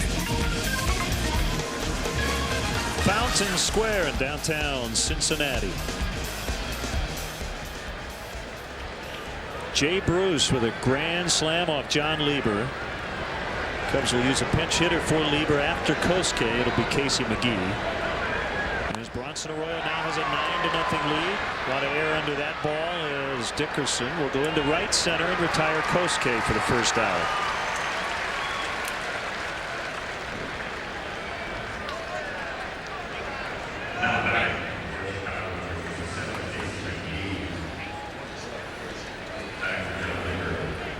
So here's Casey McGee.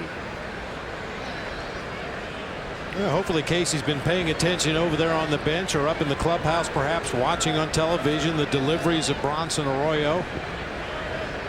Hey, for a young hitter, you come up to the plate facing Bronson Arroyo expecting to see fastballs in fastball counts and short, sharp breaking balls. You're not going to see any of that.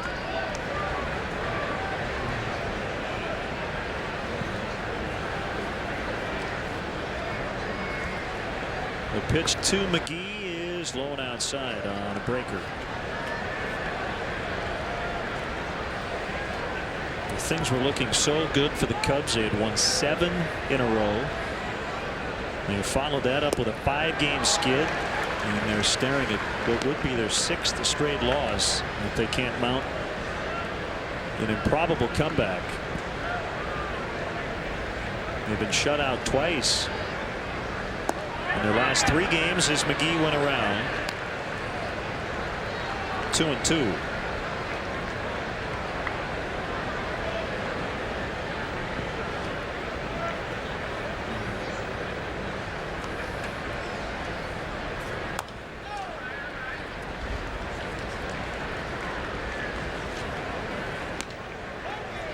Casey's looking for his first major league hit. He's 0 for 2.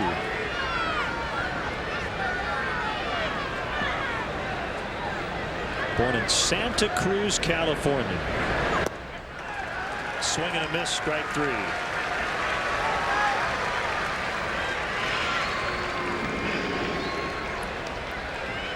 Can you imagine watching your first place Cubs from the front row at Wrigley Field? Now you can. Visit Cubs.com and click on the CBOE front row seats auction to bid on tickets in the front row behind home plate and along the first base line.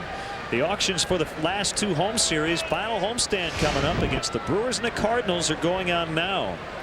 Don't miss your chance to be part of the action and cheer your favorite Cubs from the very front row.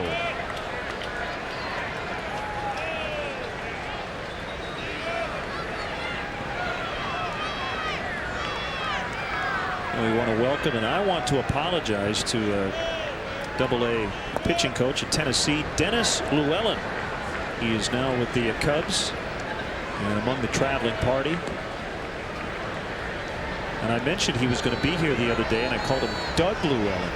I was thinking of the reporter from People's Court back in the 80s and I think the 90s. Oh, it's too funny. And he told me some friends of his heard that I said Doug, and Dennis was great about it.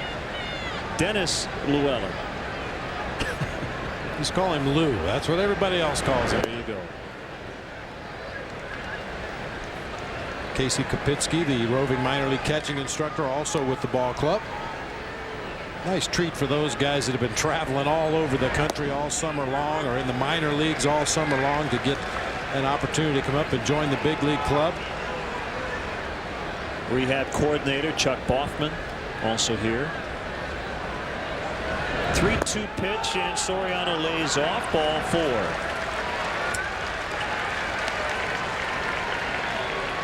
That's the first walk taken by the Cubs. It comes with 2 outs in the 5th inning.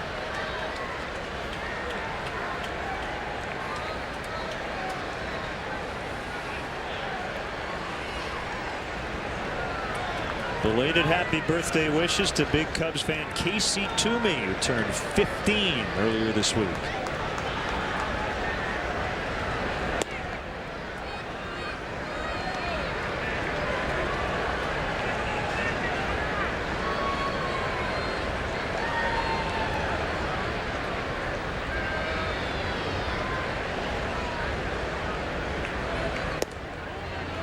A little bit off the outside corner.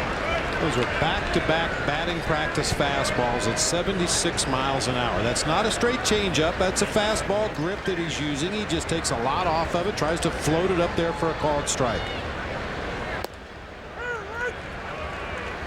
What do we think of Bronson's hair tonight? Is it a good hair night or a bad one? I think the humidity has played havoc with his curls a little bit tonight. I'll tell you what. He can have a ponytail down to his heels if he pitches like this for me. Driven to right, but right at Jay Bruce, and that'll end the inning. 2-out walk, no runs. We'll go to the bottom of the 5th. Cincinnati 9, the Cubs nothing.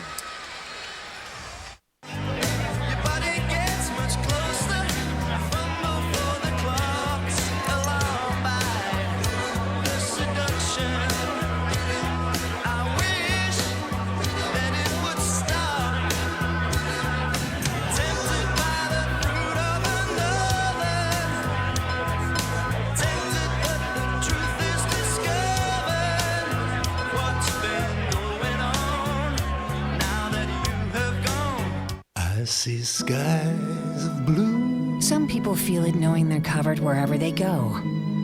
Others experience it through the joy of exertion. While some find it in the support of people who care. It's wellness. And at Blue Cross Blue Shield of Illinois, yours means the world to us. Because when it all comes together, we want to give you the freedom to experience wellness everywhere. What a wonderful world. In celebration of our 100th anniversary, We're sharing our GM employee discount with everyone. You pay what we pay. Not a cent more. The GM employee discount. For everyone. Just announced, the employee discount for everyone is now extended on Buick Enclave with better fuel efficiency than Acura MDX. And right now, you can get a Buick Enclave starting at just $29,950. Offer ends September 30th. Time now for a Buick Pontiac GMC Sports Update. Luke Stuckmeyer here. Keep it here after the game for Lowe's Cubs postgame live. Then later tonight on the main channel after our White Sox coverage, it's Land Rover Sports Night. We'll have Cubs and Sox recaps, plus reaction to Carlos Quentin's broken wrist, and the best high school football action on High School Lights. But right now, let's go back to Len and Bob. Thanks, Luke. And again, with the off day yesterday, felt like the Cubs could maybe clear their heads a little bit after losing 5 straight. This has been by far their worst stretch of the season. Not an ideal time for it. They have a cushion in the division.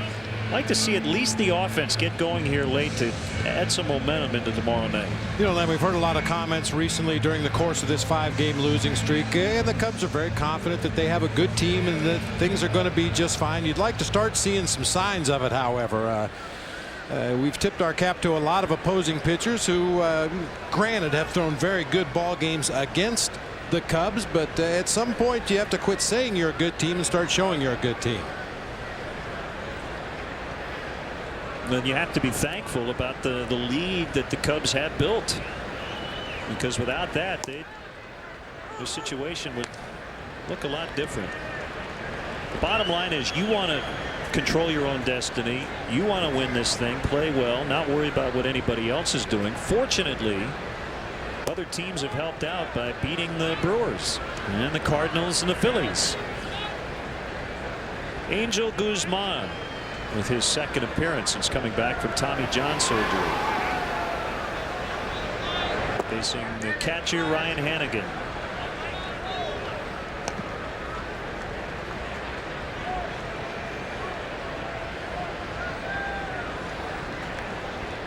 Angel with a scoreless inning against the Astros 3 days ago.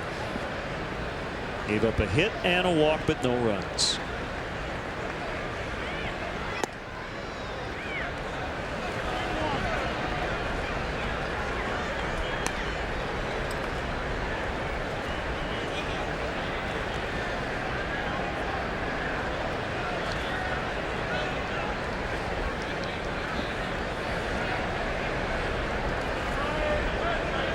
Angel has a sign from Soto. Here's his 2-1 pitch. Derek Lee might have enough room. He reaches, made the catch. Little snow cone. Ball popped out, but he was able to grab it. And Hannigan's retired. Let's go back to the Coors Light freeze cam. His first at bat of the night was in the 2nd inning. And Ryan Terrio's throw was high. But as you see, he was already at first base. That's why the official score determined it was a hit and not an error. And the scorekeeper's judgment, even a good throw there, Hannigan was going to beat it out for an infield base hit, which is why Ryan Terrio wasn't hung with an error.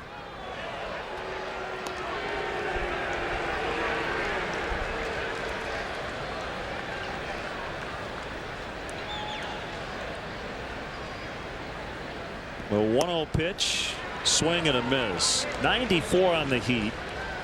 Angel always has been a hard thrower. Not a big surprise that his velocity is back. They usually say after Tommy John surgery and after a year that your velocity will come back, and sometimes it'll even increase, be higher than it was prior to surgery.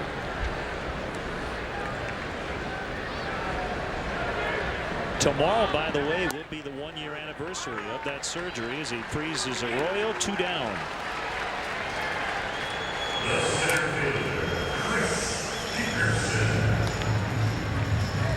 So many guys have successfully come back from that Tommy John surgery, and as you said, actually throw harder coming back than they did before the injury. We used to only half joke about this. Draft a bunch of kids who throw hard, immediately send them in for Tommy John surgery before they even throw a pitch as a professional, and then bring them back throwing even harder than they were before they had the Tommy John. Of course, we were half joking. Well, good news from Jupiter, Florida. Daytona leads Palm Beach 6-0. If they hold on, they'll win that best-of-3 series.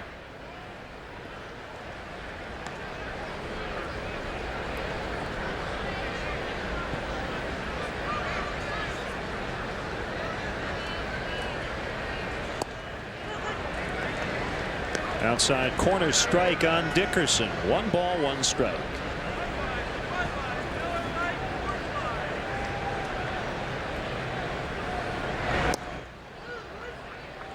Well, Guzman still without a major league win. Made his debut in 2006, went 0-6, 0-1 last year.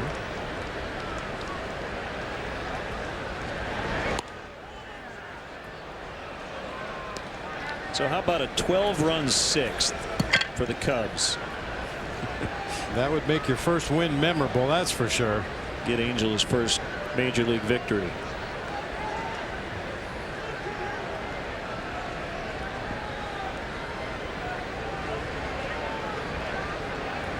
He rocks and fires on a 2-2. Dickerson checked it, able to hold up. Greg Gibson made the quick call down at third base.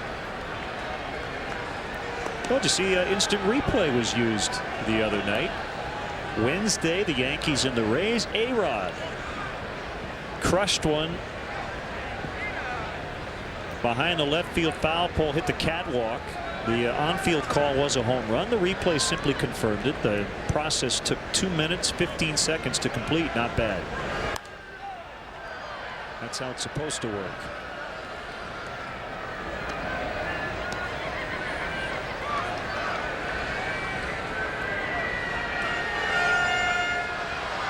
In fact, it worked so well, there are writers already saying they should expand it. Catch calls in the outfield. Was it a catch or a trap? Close plays at first. Maybe give the manager 1 challenge per game. A slicing liner to Soriano. The hop, the catch, and the out. And for the first time all night, the Reds go down 1-2-3 without a base runner. They lead 9-0. The Chicago Cubs strongly encourage the use of public transportation. The CTA offers a variety of options, including the Red Line, which stops right at Wrigley Field at the Edison station. If you must drive, try the remote parking operation at DeVry University, located near the Edison and Rockwell intersection. The remote lot offers parking and an express bus for just $6.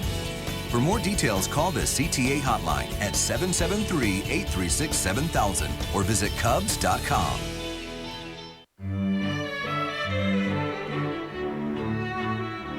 Sometimes, when people are confronted with an extraordinary sales event, they can behave rather badly.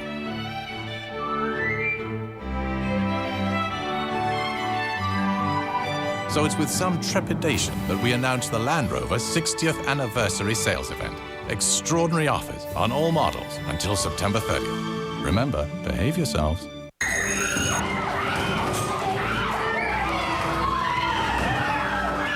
What am I gonna do now?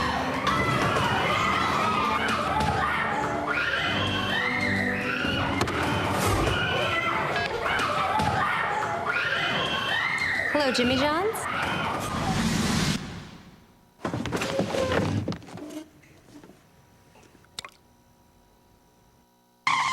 Jimmy John's, America's sandwich delivery experts. Tomorrow, Mark DeRosa and the Cubs drop down in the Great American Ballpark to battle the Reds in crystal clear high definition. Coverage starts with Lexus Cubs pregame live. Cubs Reds in HD tomorrow at 5:30 on Comcast Sportsnet. Fans' best friend. Bronson Arroyo looking for his 4th consecutive win in as many starts. Trying to beat the Cubs for the 3rd time this year. First time he's faced the Cubs this season at home. Beat them at Wrigley on July 10th and then again on August 20th. Facing Derek Lee as we play the 6th. 9-0 Cincinnati. 2-0 on Lee. Derek has a birthday tomorrow. He'll turn 33. Happy belated birthday to Chad Fox, who turned 38 2 days ago.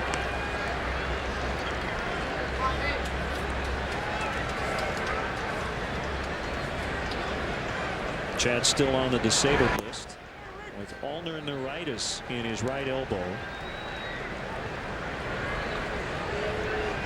He and left-hander Rich Hill goes on with lower back soreness. The only 2 Cubs currently on the disabled list. Phillips was shaded up the middle, takes a hit away from Derek Lee. It's good positioning. Reds have the scouting report down on Derek Lee. Get Chicago Sports News Nightly on Land Rover Sports Night coming up tonight at 10. An update on the wrist of Carlos Quentin.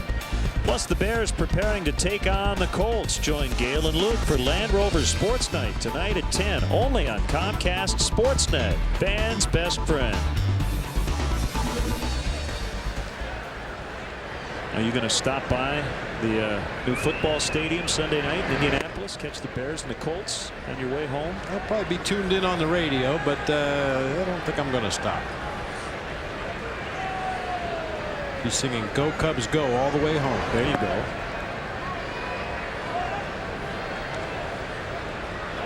Some of the fans at Wrigley over the course of this 5-game losing streak have been showing their displeasure, and they're certainly entitled to do that. But I think more than anything else, it's the fact they didn't get to sing that song. That's part of the experience coming out to Wrigley Field, watching the home team win a game and then having a 41,000 person sing along after the ball game.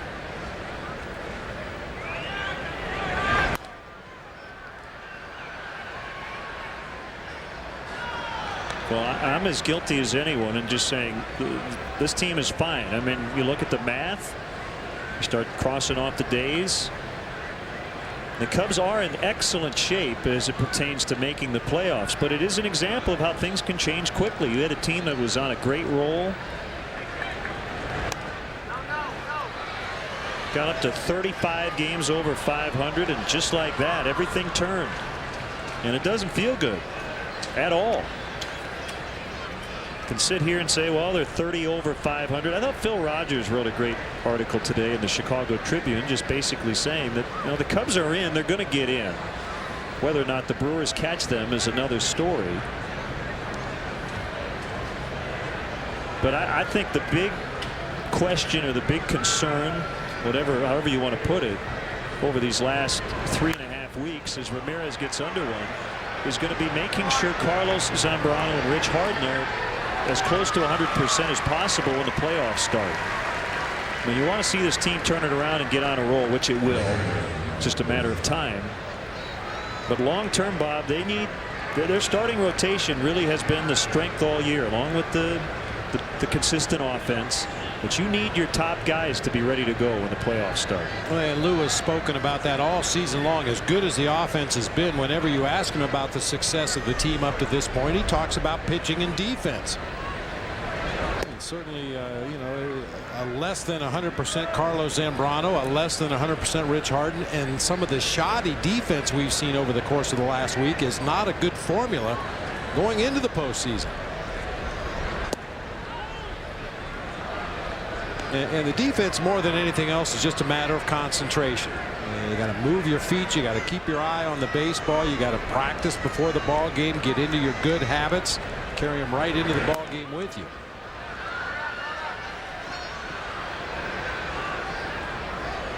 I would term what has gone on here recently is just a classic slump. You could say it's a team-wide slump. Ryan Dempster pitched well the other night, but unless he shut out the Astros, he wasn't going to have a shot to win that game the way Randy Wolf pitched. But at what point do guys start to press?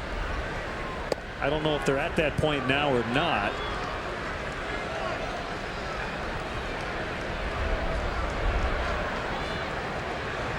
And does that defense and some of the shakiness we've seen, is that an example of maybe pressing a little bit too much, trying to make the play that's not there, maybe having your feet move a little too fast, whatever? Well, it's certainly understandable if that is the case, but once again, you get back to the things that the Cubs have done so well all year long. The patient at bats. That's caught. Well, the good news is Arroyo's at 107 pitches. You'd like to think he might be out of there soon, but he's shutting him out on just 3 hits through 5.5, 9-0. In celebration of our 100th anniversary, we're sharing our GM employee discount with everyone. You pay what we pay. Not a cent more. The GM employee discount for everyone. And now we've extended the discount through September 30th. Use it to get the 2008 Chevy Silverado with better available V8 fuel economy than Tundra and F-150. That's right. Get this 08 Silverado half-ton for around $20,500 after all offers. After the game, stay tuned for Lowe's Cubs Post-Game Live. Analysis with Dan Plesac. Highlights, press conferences, and interviews from the stadium. Lowe's Cubs Post-Game Live. After the game on Comcast Sportsnet. Fans' best friend. I can't believe I'm beating Billie Jean King. You're not beating me. In fact, you haven't even got a serve in. Okay. You might want to take a gander at the scoreboard. Whoa. What's with the Geico sign, Billie Jean? They're sponsoring all this.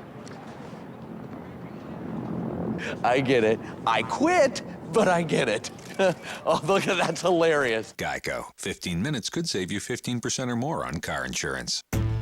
Coors Light on tap. Because if you want an ice-cold draft, look no further than ice-cold frost-brewed Coors Light. It's aged cold, filtered cold, and stored cold. Brought to your bar and poured cold. So ask for a draft beer with a taste as cold as the Rockies. Because refreshment isn't everything. It's the only thing. Frost-brewed Coors Light, the world's most refreshing beer. McDonald's Sports Rise every morning only on Comcast Sportsnet. Fans' best friend. Stay informed throughout the 2008 season with MLB.com Team Text Alerts. Customize your mobile alerts, including news, game summaries, scores, and more. Sign up now by texting Get Cubs to 65246 or visit MLB.com/mobile. A bevy of changes for the Cubs. Ronnie Cedeno now plays third. Ramirez is out. Fontenot takes over for DeRosa at second. Darrell Ward's in for Derek Lee at first. And Coy Hill will make his 2008 Majors debut. Look at that hockey mask. I like it. He's in there for Soto.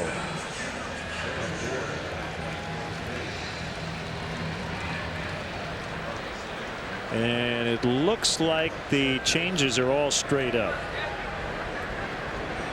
If you are keeping score at home, just put Ward in for Lee. And right on down the line. Cedeno in the cleanup spot. Fontenot behind him. Keppinger rolls it to Ward, who will touch first base.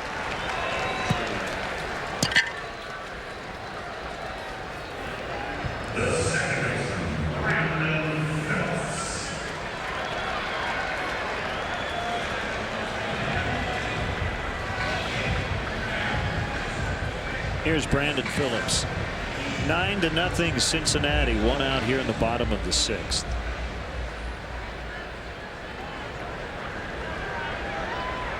I think this is a good move on Lou's part, Len. I mean, it's a 9-0 ball game. Could the Cubs possibly come back in this game? Absolutely. They've done it before, but the reality is, Bronson Arroyo has kept the Cubs offense in check tonight. The Reds have a rested and ready bullpen. And Ronnie Cedeno, Mike Fontenot, Darrell Ward, all these guys are going to need some at-bats.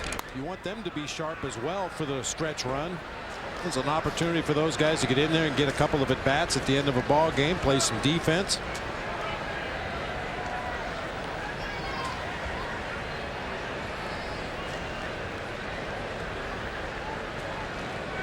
Well, the Padres have tied it up in Milwaukee. It's 1-1.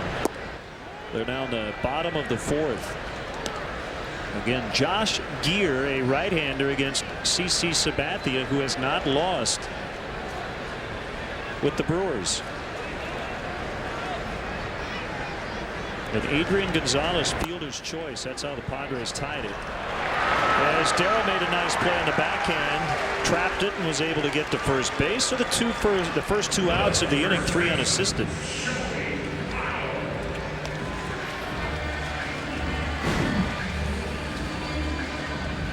Little one hopper. D Ward just smothers that ball to the backhand side and wins that race to the bag. 3 unassisted on the first 2 outs here in the inning. He's got a chance to tie a major league record.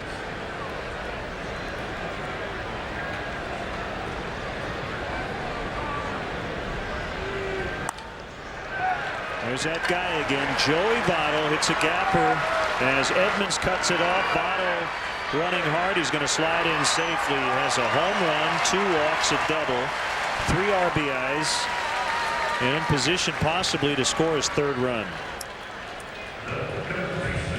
He has kept himself in the Rookie of the Year balloting by simply facing the Cubs.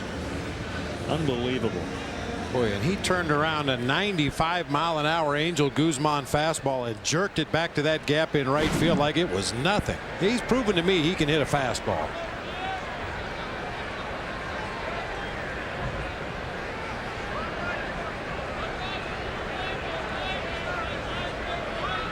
Encarnacion pops it up. Guess who? Darrell Ward with a busy inning. So he makes a catch and the inning is over. We'll head to the 7th from Cincy, 9-0 Reds. Hi, I'm Scott, and this is Jim, the voice of Lexus, to tell you about the IS. Treat yourself to a ride in the IS, and you will be enveloped. Whoa. Treat you with its sumptuous exterior. Perforated leather, including a leather trim shift knob. A leather shift tip top. See your Chicago area and Northwest Indiana Lexus dealer. Show me what you tell me, now we sipping cold belly and we up inside the telly. Roll you jellies on your belly and that spread up on your pillow. Bobby all inside your middle. This got me flipping like hotcakes on the griddle. This man will die. This man will kill him. And in 3 seconds, the body count will rise. 2, 1. Nicolas Cage. Bangkok Dangerous. Rated R. In theaters today. We've come to this bayou because we found something extraordinary. The internet. It seems it can't hide here either. Simply insert the AT&T Laptop Connect card and you're connected at up to 3G speeds. Download presentations. Even track your company's inventory all on the go. I'm Bill Curtis, and I just found the internet. The internet can't hide anymore. Switch to the network with the best coverage and get the AT&T Laptop Connect card for free. Every Monday, catch the Bears recap on Comcast Sportsnet. Hear what Lovie Smith has to say about the previous game and get a full preview of the upcoming weekend's matchup. Don't miss the Bears recap every Monday at 5, only on Comcast Sportsnet. Tomorrow night, the series continues for Derek Lee and the Cubs as they take on the Reds in high definition. Coverage starts with Lexus Cubs pregame live. Don't miss the Cubs and Reds tomorrow night at 5:30 right here on Comcast Sportsnet, fans' best friend. Pitching matchups tomorrow evening, Jason Marquis and Johnny Cueto.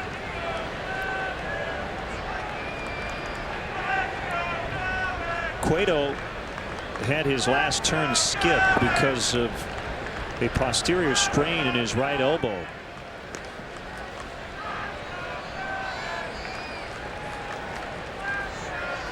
So we'll see how he fares against Jason Marquis.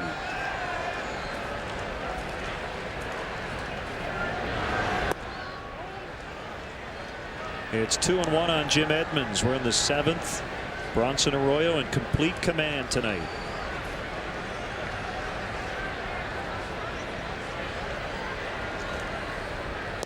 Swing and a miss to make it 2-2.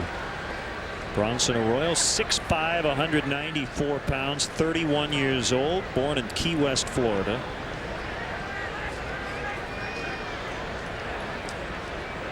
Made his debut with the Pirates in 2000. So he's a former teammate of Aramis Ramirez.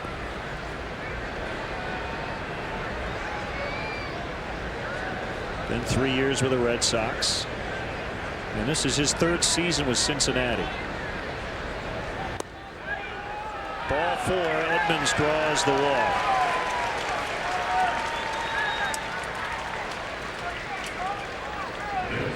.113 on the night. They have a pretty well-stocked bullpen with the expanded rosters.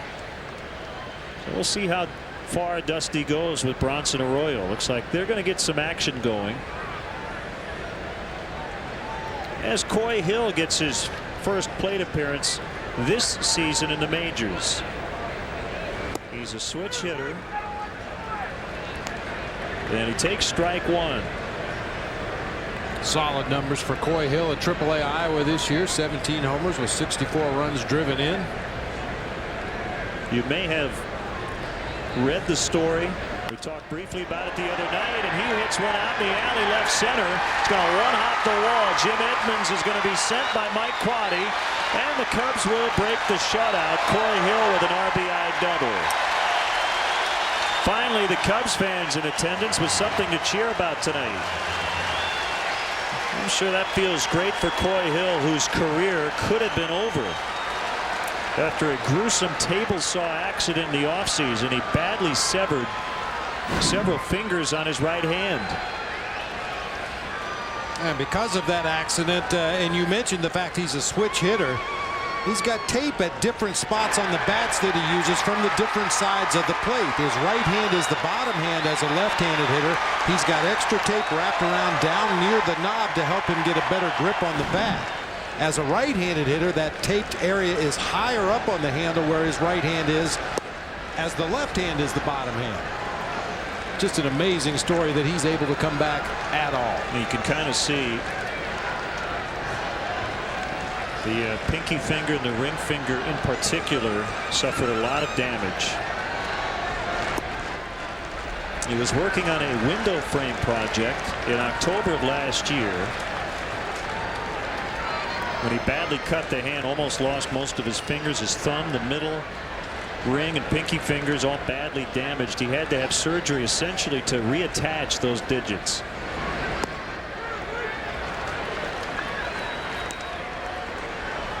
Two and one on Fukudome. Coy actually considered having his pinky finger cut off because he was nervous that it was going to impede him in his comeback, particularly with his throwing.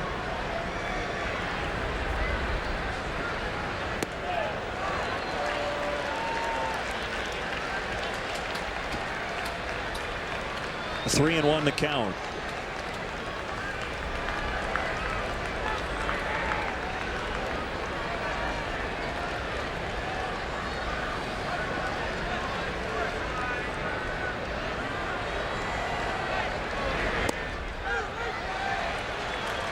Now it's 3-2. This is one of those little things that, you know, kind of the behind the scenes of how things work. We actually heard about this in spring training, but at Coy's request, we didn't reveal it. He wasn't comfortable at the time talking about it.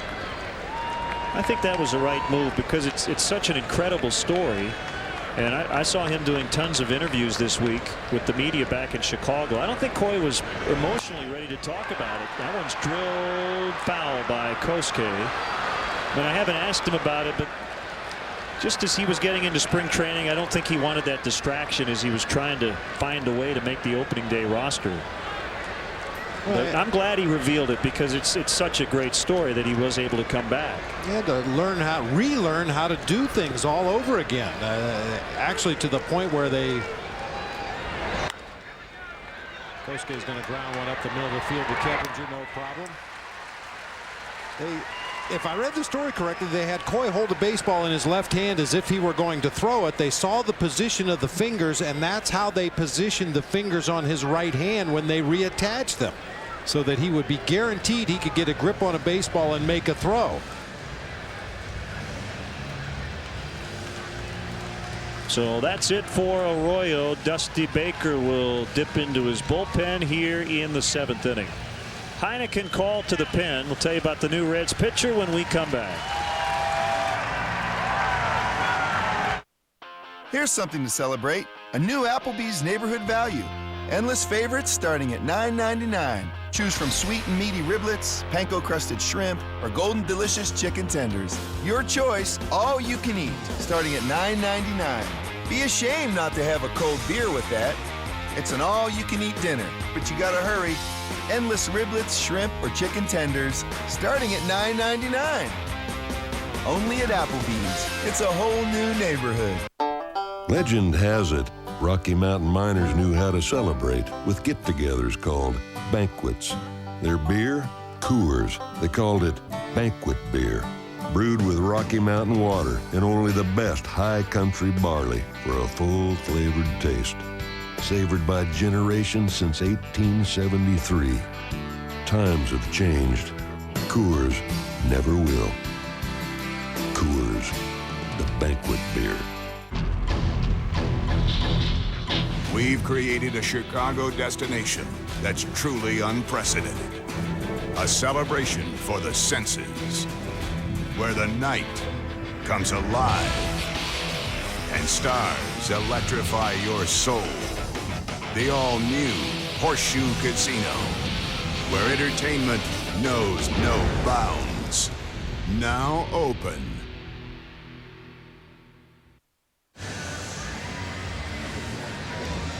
Here's right-hander Gary Majeski in relief of Bronson Arroyo. Majeski coming off a clean inning against the San Francisco Giants on Sunday, struck out a couple of Giants hitters, but in his 3 previous appearances, totaling 3 innings pitched, he gave up 9 hits and 6 runs.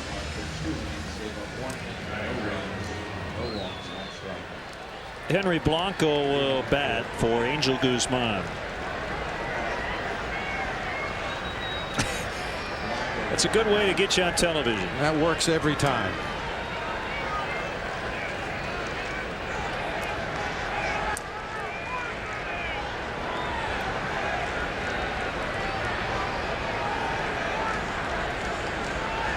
Coy Hill at second, 1 out in the inning. Here we go. Fastball straight.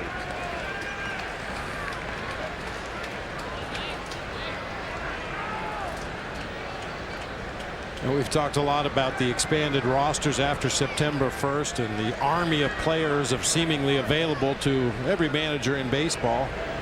Henry Blanco taking this pinch hit at bat. Only Reed Johnson remains on the Cubs bench because of the mass substitutions that we saw in that last inning.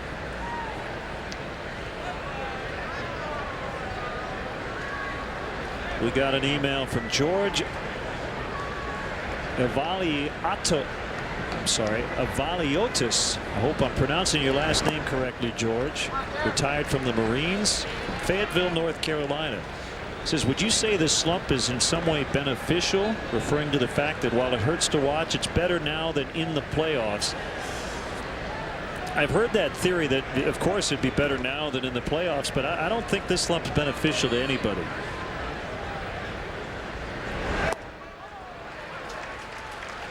I understand his point, and you know what a firm believer I am in the rhythms and cycles of a season. Every team's not going to be great every day. You're going to have slumps. You're going to pitch poorly at times. You're going to have defensive lapses. And the good news is you have to believe the Cubs are going to snap out of this with a vengeance. So I agree with the theory, better now than later. Yeah, I don't know if you want to ever say it's good.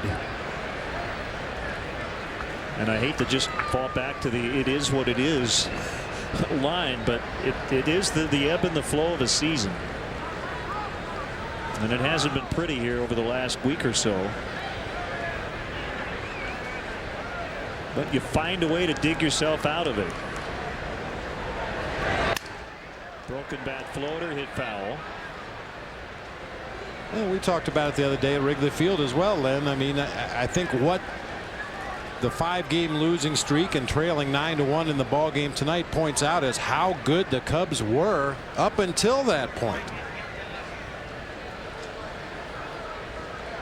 They have not been in many blowout situations like this in which they have trailed. If it's been 9-1, more often than not, they've been the team that's been ahead.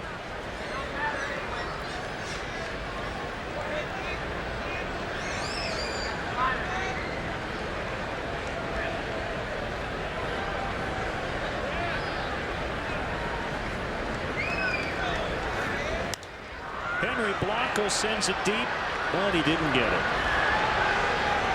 Cabrera catches. That's the second out. Looked good coming off the bat. I think he might have gotten fooled just a little bit. Hit it out toward the end. Didn't get the kind of carry necessary to get it out of here.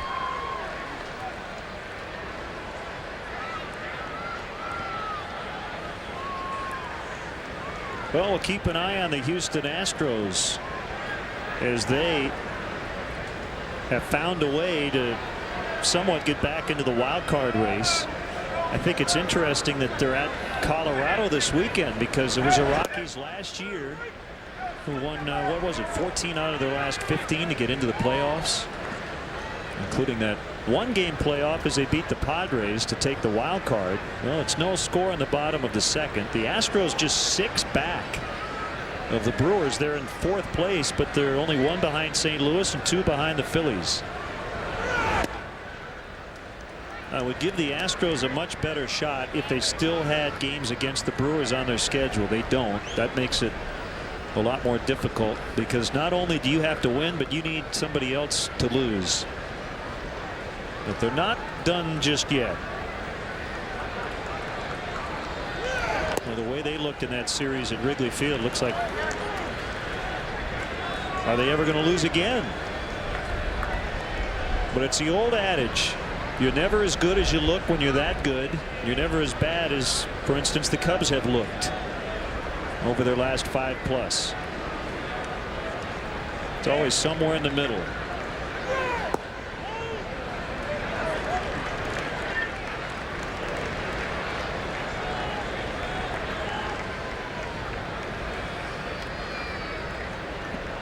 In fact, Bob, if you pitted the 2 hottest teams against one another right now, it'd probably be the Washington Nationals and the Houston Astros. Ball 4. Soriano has walked twice.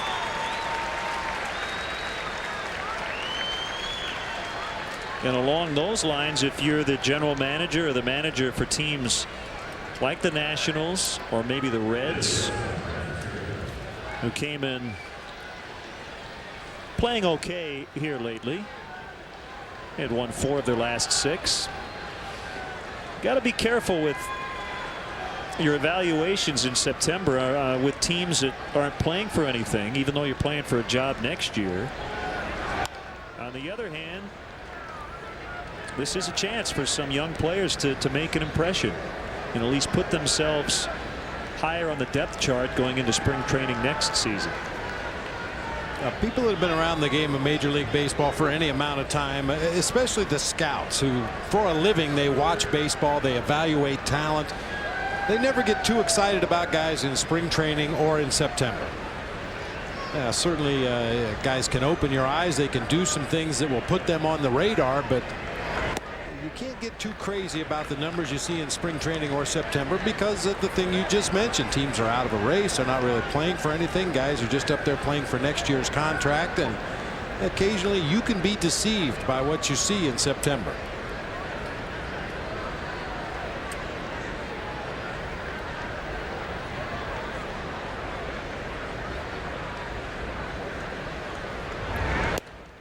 Outside 2-1 Ontario. The Brewers have retaken the lead.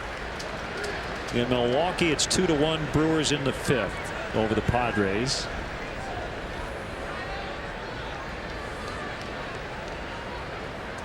And congratulations to Jody Davis and the Daytona Cubs. They move on in the Florida State League playoffs, winning that best-of-3 series 6-0 the final tonight at Palm Beach.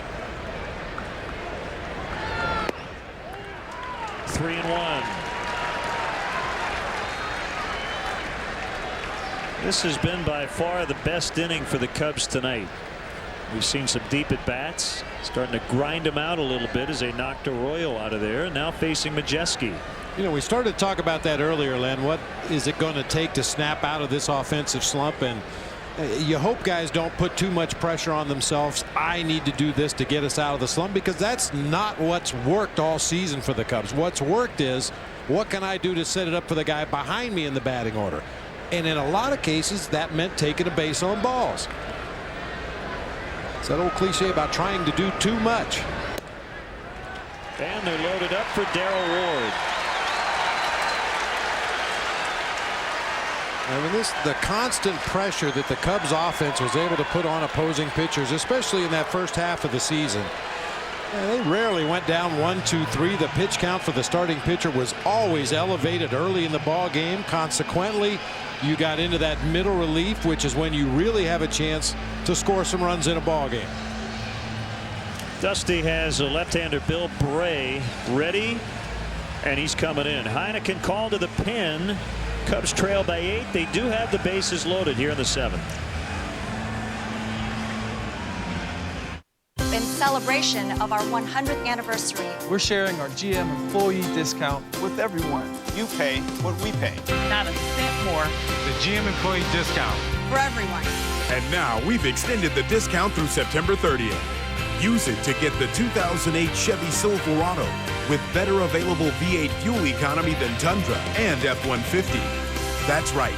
Get this 08 Silverado half-ton for around $20,500 after all offers. It's time to love your carpet. Call Luna for your second room free and a low price guarantee. Look at you. Call Luna today and get ready to love your carpet. 773-202 Luna. Your inspiration, your support system, your brothers, your foundation, your future. Whatever your reason, drink responsibly. Now more than ever, you want to get the most for your money. Look no further than the rugged V6 2008 Kia Sportage. Fuel efficient, 5-star safety rated, backed by an industry-leading warranty, and it's priced about $6,000 less than a Toyota RAV4 Limited. Or to put it another way, a whole year's worth of groceries less. The 2008 Kia Sportage. It's money well saved. Hurry in and get up to $3,000 cash back on the 2008 Kia Sportage. Southpaw Bill Bray will become the 3rd pitcher of this inning. As Arroyo started it, then Gary Majeski was brought on. But after back-to-back walks to load the bases, it's Darrell Ward against Bill Bray. Pretty safe move by Dusty because Darrell Ward already came in for Derek Lee.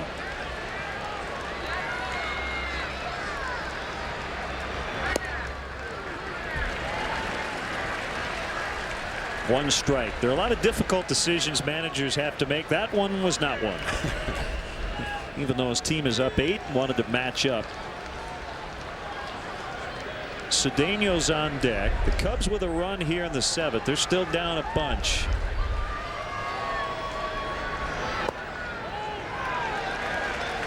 One and one the count. The Reds bullpen coming in with a 3.68 earned run average, the top 3 in the National League.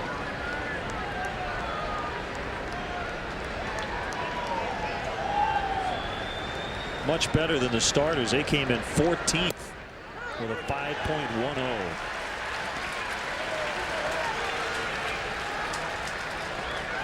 But they're trying to help Bronson Arroyo get his 14th win tonight.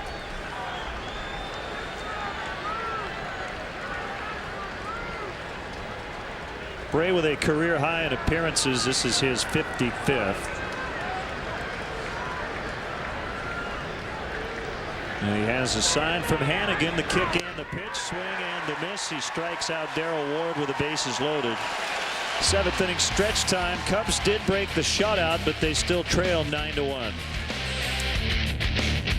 Nissan set out to create the perfect on-road vehicle, and in the process, created a category. Introducing 2 crossover leaders from Nissan. The redesigned Murano, awarded as an IIHS top safety pick, and the versatile Rogue, named 2008's best new small crossover. Lease the 27 MPG Nissan Rogue, just $229 a month. Don't follow the leader, own one. At your Nissan dealer now. Your inspiration, your support system, your brothers, your foundation, your future. Whatever your reason, drink responsibly.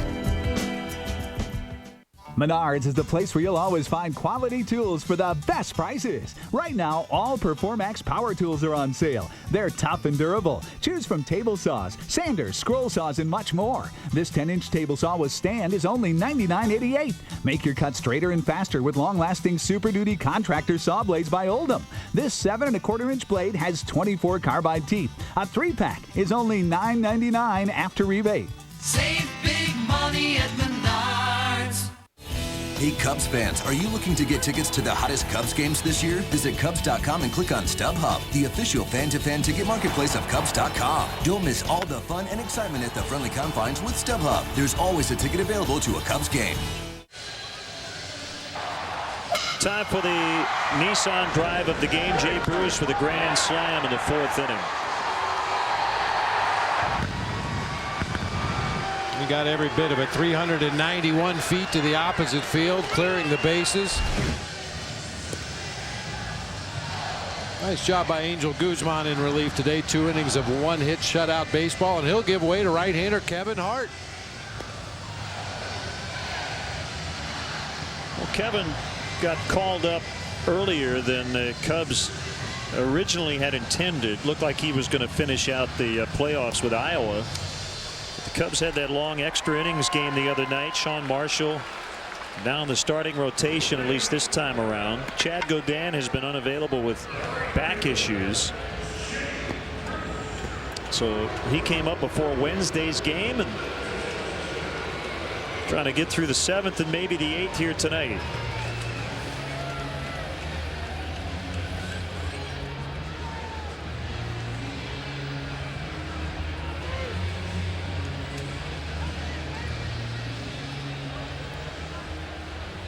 So here is Jay Bruce. That grand slam was the first of his major league career, which began in late May.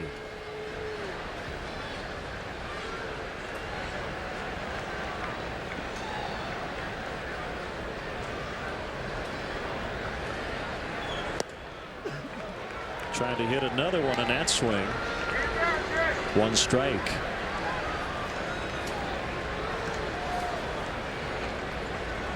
He made his debut on May 27th against the Pirates. Went 3 for 3 with a double, 2 walks, 2 driven in, and scored twice. Also stole a base. Is that all? He was batting 1,000 after 1 day in the majors.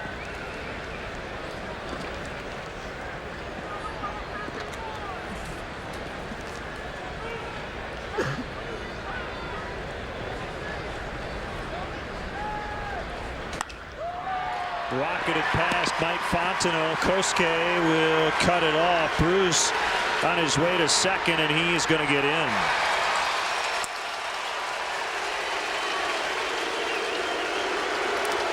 That's a leadoff double for the Reds. Jay Bruce was Baseball America's minor league player of the year last year, and a lot of people here in Cincinnati felt he should have been on the roster out of spring training, but he's made up for lost time. Good looking young hitter.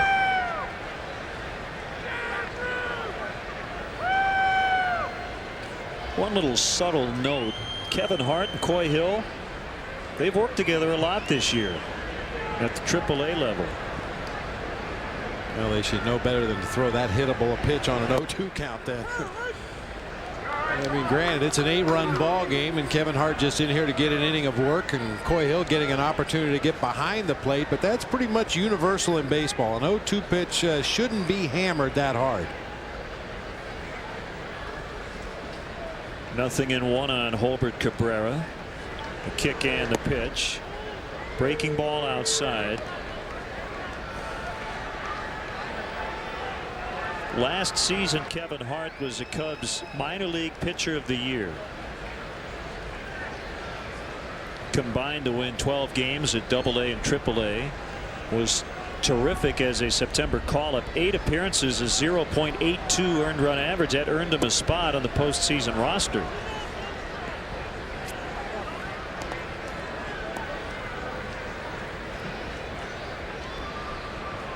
Unfortunately, things have not gone smoothly for Kevin in his stints in the majors this year. This is the 4th time he's been up with the Cubs.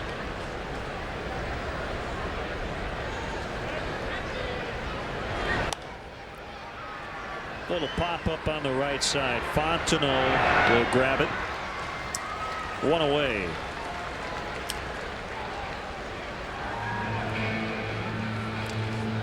Visit the legendary Harry Carey's Italian Steakhouse and Harry Carey's Tavern in Wrigleyville, where Ernie Banks and Ryan Sandberg hang their hats. Call 773-HOLY-COW or visit harrycareys.com today. Yeah, part of the problems that Kevin Hart had earlier this season, number one, he gave up a lot of base hits, but number two, he walked more batters than he struck out. His signature pitch is that cut fastball in the low to mid 90s. When he's commanding that pitch, he can be really, really good. When he's not commanding that pitch is when he gets into a lot of trouble. Hannigan 1 for 3 with a run. The West Side Rooters Social Club will present the 2008 Rooters Ball. Giovanni Soto involved, and the ball will benefit the Juvenile Diabetes Research Foundation. That's Giovanni's favorite charity. They had the Rooters Ball back in 1908, just before the Cubs last won the World Series. And you can meet Cubs like Giovanni Soto, Aramis Ramirez, Carlos Marmol, Hall of Famer and Rooters chairman Ernie Mr. Cub Banks will be on hand. For more info, visit westsiderooters.com, or you can call 312-595-4554. So that's Thursday, September 18th at 8 p.m. $100 per ticket, and 100% of the proceeds will benefit JDRF.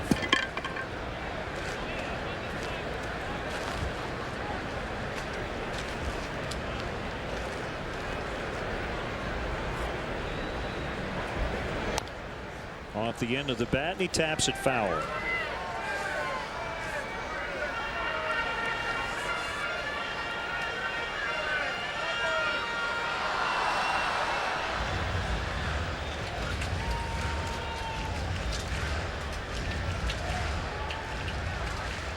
The Phillies are leading at Shea Stadium in the bottom of the 9th, 3-0. Greg Dobbs with his 7th home run tonight for the Phillies, as they try to get within 2 of the lead in the East.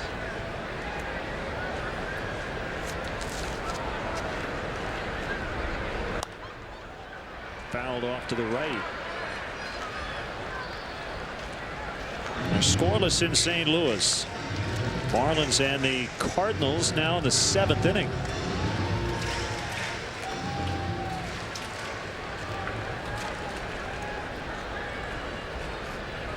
Boston with a chance to gain some ground on the Rays in the American League East. Tampa Bay lost at Toronto 6-4, and the Red Sox lead at Texas 7-0 in the 6th. Boston 3.5 out going into play tonight.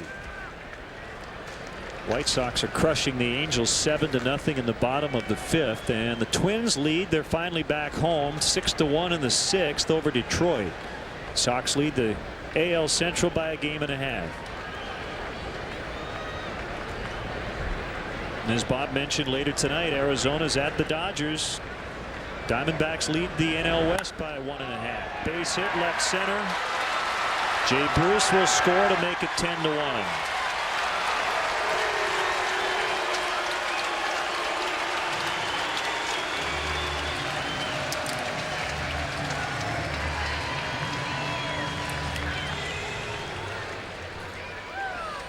Ryan Hannigan's second base hit of the ball game, this time driving home a teammate on a little cutter out over the plate. Hannigan, another guy that was recognized in Baseball America, their tools issue this year. He was picked as the best defensive catcher in the International League. Got around a .290 career hitter in the minor leagues. Figures to get every possible chance to win that job.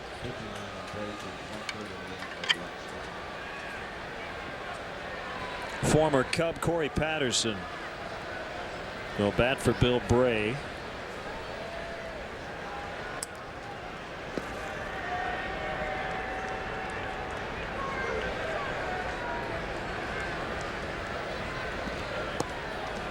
Outside, ball one.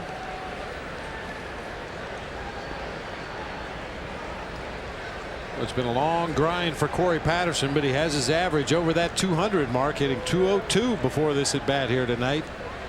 Been a rough season for Corey, which has included some time in the minor leagues.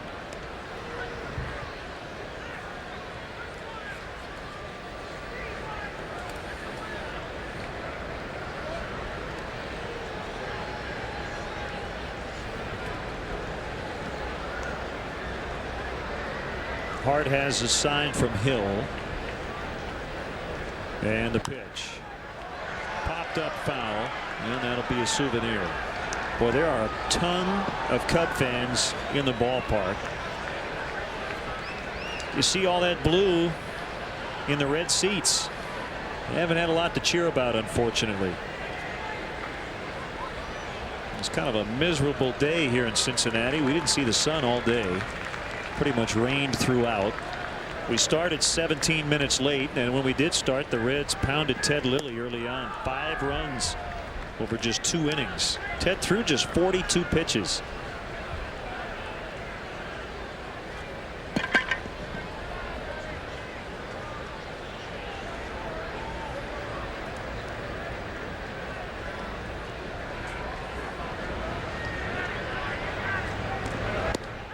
Outside and a full count, 3-2.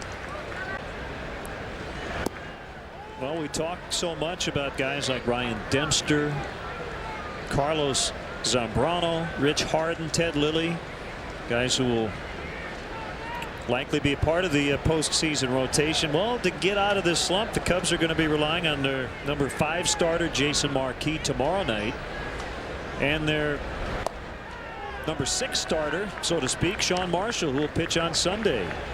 It's going to be up to those guys to set the tone the rest of this series. And Sean chatting with Micah Hoffpauer.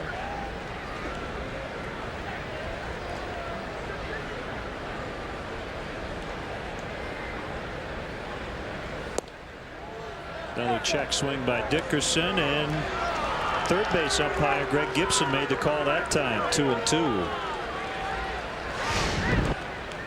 Mentioned the 22-year-old Cueto coming back from elbow problems.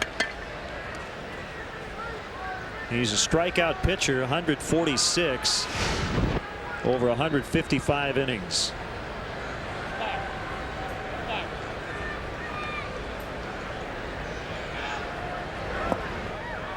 Near the feet of the batter.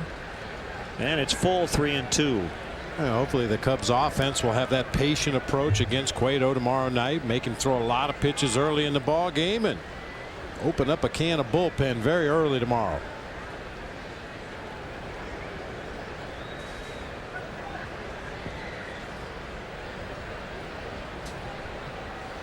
Been a long day for Lou Piniella.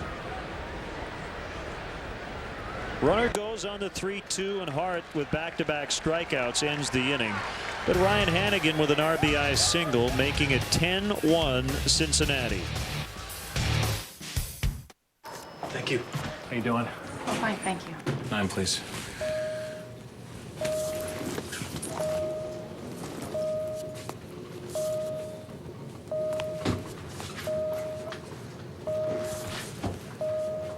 Don't like stopping?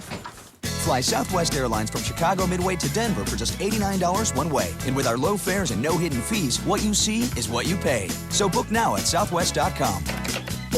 You are now free to move about the country. Show me what you tell me, now we sipping cold belly and we up inside the telly. Roll you jellies on your belly and that spread up on your pillow. Bobby all inside your middle. This got me flipping like hotcakes on the griddle. To help pay everyday bills when you're sick and can't work, Aflac gives you cash. Because these days, things can really add up. Aflac. Ask about it at work. In celebration of our 100th anniversary, we're sharing our GM employee discount with everyone. You pay what we pay. Not a cent more. The GM employee discount. For everyone. just announced, the employee discount for everyone is now extended on Pontiac G6 with better combined fuel efficiency than Honda Accord. And right now, you can get a G6 sedan starting at just $16,720. Offer ends September 30th. After the game, stick around for Lowe's Cubs post-game live. Get highlights of all the action and analysis from Dan Plesac. Don't miss Lowe's Cubs post-game live immediately following the game right here on Comcast Sportsnet, fans' best friend. Chris Dickerson moves from center to left to make room for Corey Patterson. Then left-hander Jeremy Affeldt will take over on the mound. 68th appearance of the season for Jeremy Affeldt, leads the Reds pitching staff in that category. He's been good over his last 27 appearances, a .278 ERA. And in the month of August, a 162. Dusty Baker pulling out all the stops. He's managing this one like it's a close game, playing the matchups. And Ronnie Cedeno will get his first at bat. After Aramis Ramirez went 0 for 3, Ronnie replaced him. Cubs made wholesale changes in the bottom of the 6th. After Cedeno, it'll be Fontenot and Edmonds. Jim's had the best night of any Cubs batter. He has 2 infield hits, a walk, and the Cubs' lone run.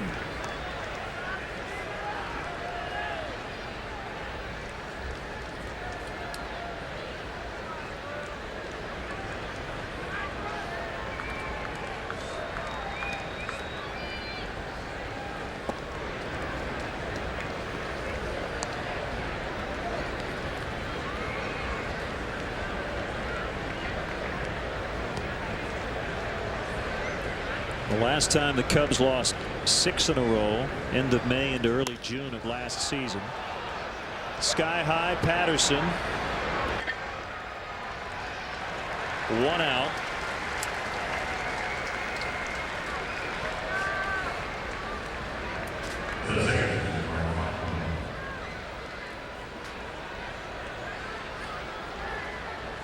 Here comes Fontenot.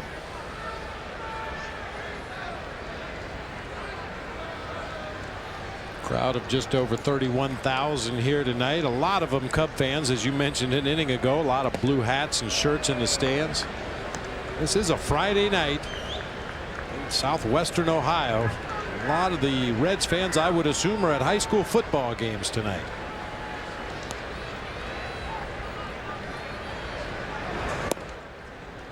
Swing and a miss. Pretty good fastball from Affeldt at 94.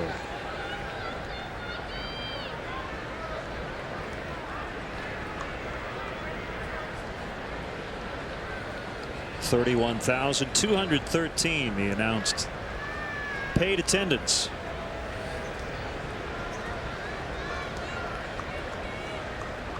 And Cubs fans were hoping this was going to be a nail biter as Affeldt couldn't get it. It's kicked by Phillips.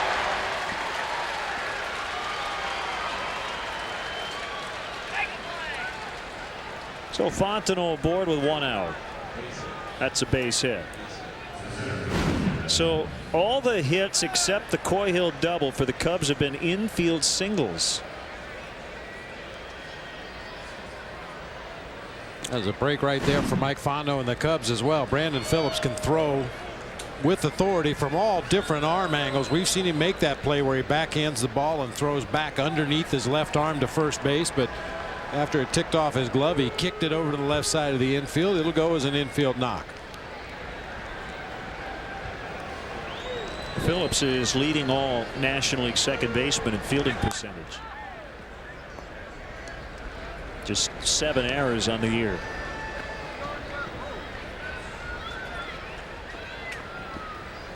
He's a strong throwing arm, great range, quick hands around the base. Doesn't always do everything the way you would teach a youngster to do at second base, but he gets it done very effectively. And he'll throw out Edmonds. Fontenot's at second. There are 2 outs. Pledge your allegiance to the Cubs by becoming a member of the Cubs Club, the official online fan club for the Chicago Cubs.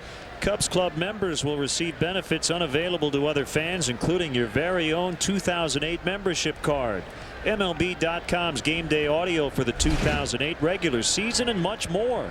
To join today, visit Cubs.com, where baseball is always on. Coy Hill will turn around and bat right-handed. From the left side, he doubled in, the only run to this point for the visitors. You may notice on this bat, see where that wrap of tape is, right underneath his ring finger and little finger of his right hand. And when he was at the plate earlier batting left-handed, that wrap of tape was clear down near the knob of the bat. He keeps it right underneath the right hand no matter which side of the plate he's batting from. So obviously he has to have some right-handed bats prepared and some left-handed bats prepared.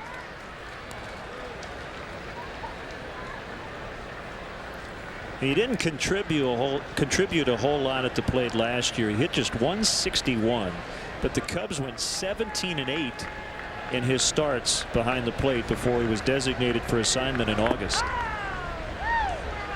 He became expendable on the roster when Henry Blanco came off the DL to back up Jason Kendall.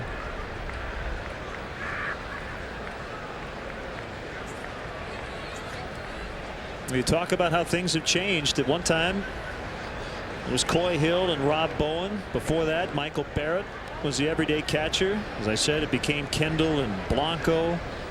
Then it was Soto and Kendall. This year, Soto and Blanco. Now Coy Hill here in September, joining the team as a third catcher.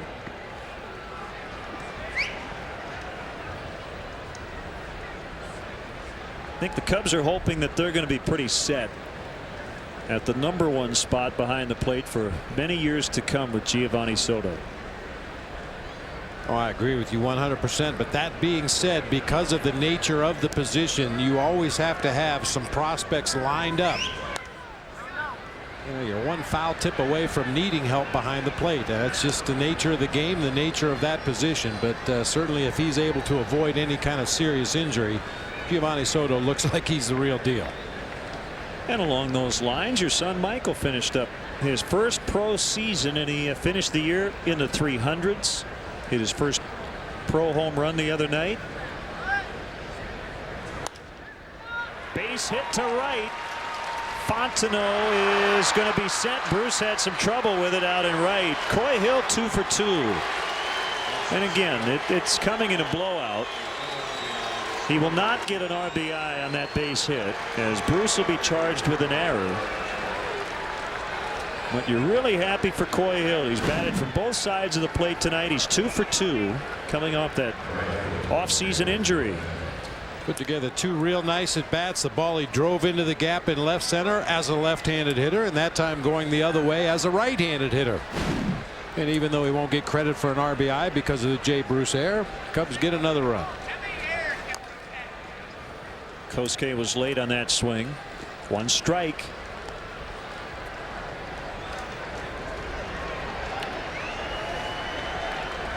So just a couple of days of R&R before instructional league. Huh? Yeah. Went back to Vegas to work out there at his former school, UNLV, and see some friends, and then back to Mesa, Arizona in about a week to start instructional ball. And once again, I thanked him a couple times during the season, but thanks to all the host families in Boise, Idaho, including Jim and Linda Lau, that graciously allowed my son Michael to sleep in their guest room and raid their refrigerator on a regular basis. That's something that the Cubs do. I'm not sure other organizations do that for their lower level minor league players. They arrange for them to have housing so they don't have to worry about paying rent and renting furniture and turning on utilities. They can focus everything on playing baseball. Kosuke swung at it and is now 0 for 4 on the night. The Cubs add a run. It'll be unearned because of the error by Bruce. It's 10-2 to the bottom of the 8th. In celebration of our 100th anniversary, we're sharing our GM employee discount with everyone. You pay what we pay. Not a cent more. The GM employee discount. For everyone. Now through September 30th, you pay what we pay on every 2008 Cadillac model. like the award-winning CTS, with better available highway gas mileage than the Lexus GS Hybrid. GM employee pricing for everyone. Visit your local Cadillac dealer. I know this drill. I rack up a big charge on my credit card. I get a tote bag. Well, actually, with our points program, you can get gift cards, flat screen TVs, even plane tickets. How do you get enough points for that? Oh, all kinds of ways. By using your debit card, your credit cards, checking account. I don't believe you. What? You're messing with me, right? Oh, I'm not messing with you. Can I still get the tote bag? Absolutely. It's not just banking, it's National City. Dames en heren, we gaan beginnen!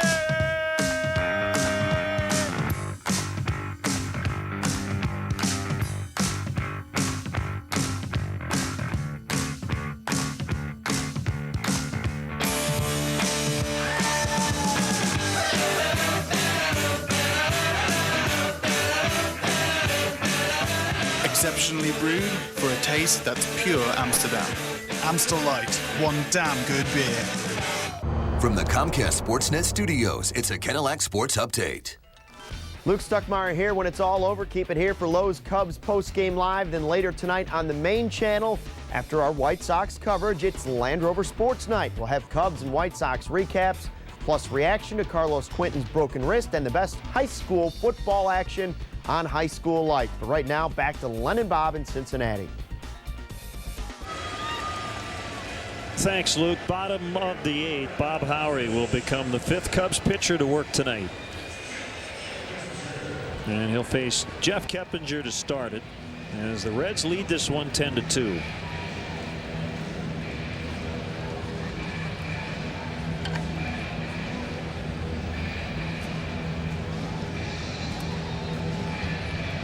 Bob Howery, a guy looking to turn his season around here in the last 3.5 weeks.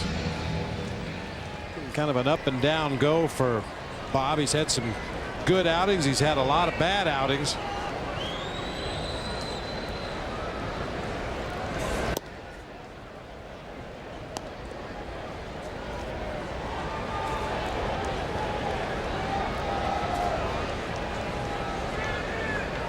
After Keppinger, Phillips, and then Votto.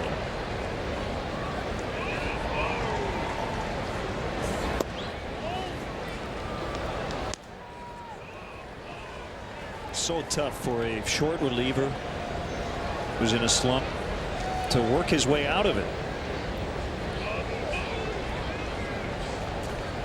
At least for a starter, you can have one, maybe two really bad innings, but you can finish strong. You can work on some things.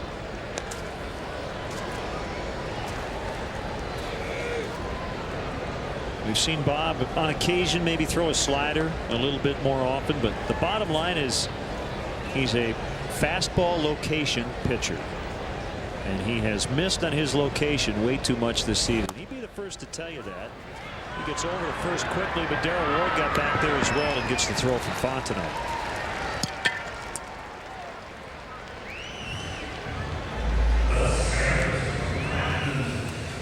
And I also think Bob would be the first to tell you that at this point in his career, it's not like he's going to completely redefine himself. You know, drop down, throw sidearm, something like that. I mean, the bottom line is he's trying to get back to what has made him successful. And he's changed very little over the course of his career. I mean, since he ended up in the bullpen, since he became a late inning relief pitcher, his MO has been throw that fastball on the outside corner, get ahead in the count, and then keep scooting it out a little bit further, get the hitter to chase pitches off the zone.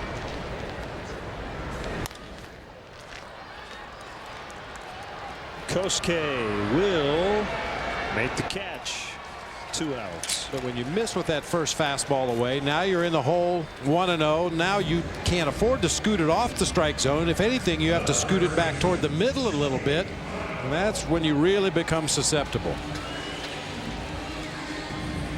But you're right, he has mixed in more sliders. We've seen him come inside with his fastball a little more as of late.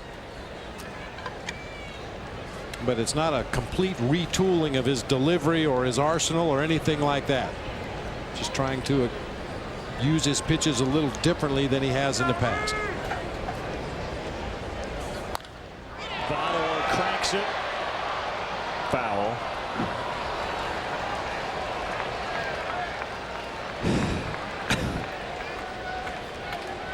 Even the foul balls are creamed.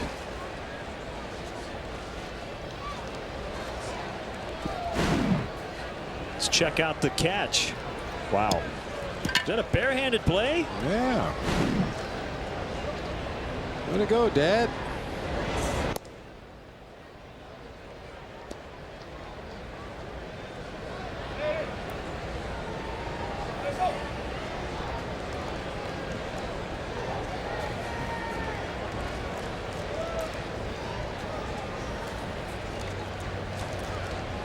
Votto came in hitting .440 over his last 13 games, and he has remained hot. 1 ball, 2 strikes.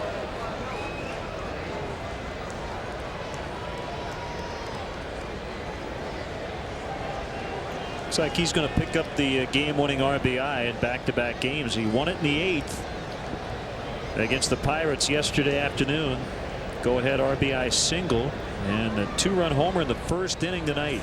The Reds have it trailed. He swings and misses. Howery with an encouraging 1-2-3-8, but the Cubs trail 10-2 as we head to the ninth.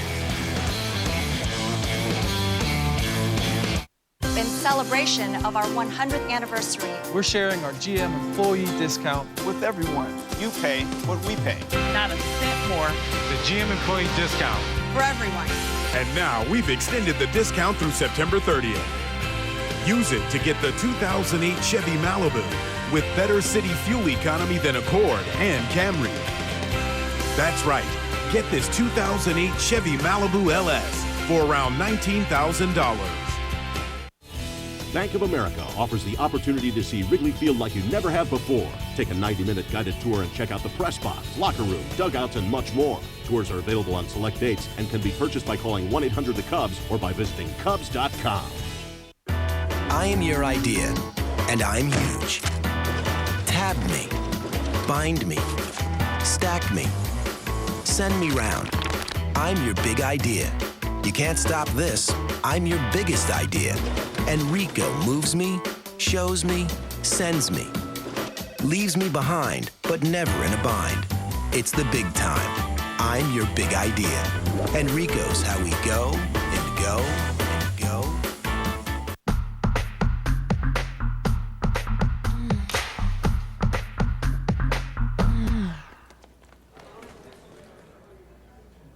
Tonight, do the mojito with the refreshingly cool taste of the Bacardi Mojito.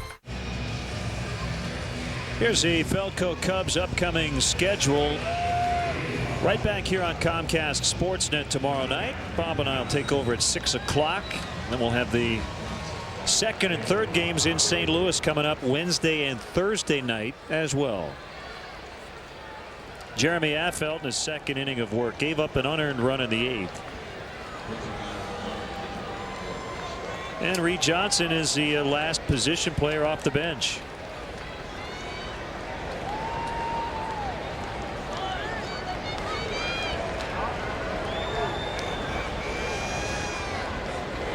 So you had 8 position players in the starting lineup. You had 8 on the bench, and all 16 have now made an appearance.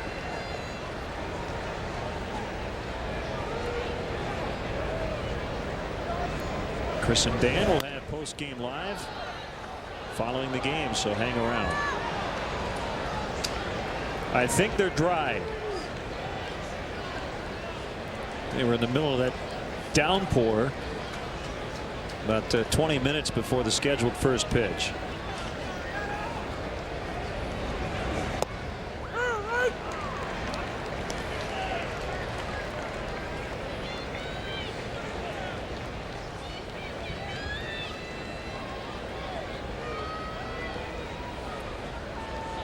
Dan Plesac was looking for a 10-foot tall blow dryer. Johnson went around. That's a strikeout. Well, he is not happy with Brian Runge's call from first base.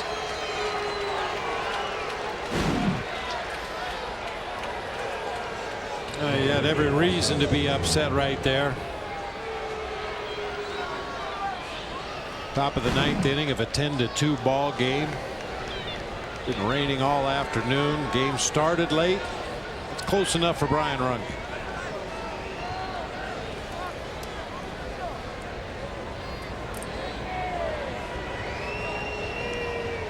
Soriano takes a strike on the inside corner.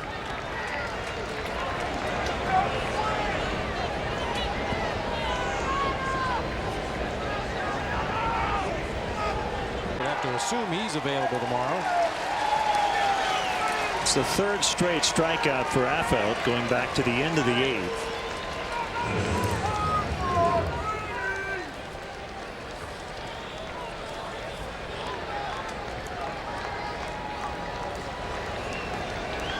So it's up to Ryan Theriot to keep this inning alive. The Cubs trailed right off the bat and really haven't been in it since the 1st inning. Our producer is Bob Albrecht, our director Dave Turner, our associate producer Tamara Anderson. Called strike, 1-1. Our stage manager in the booth, Janet Diggs. Our technical director, Chuck Jackson.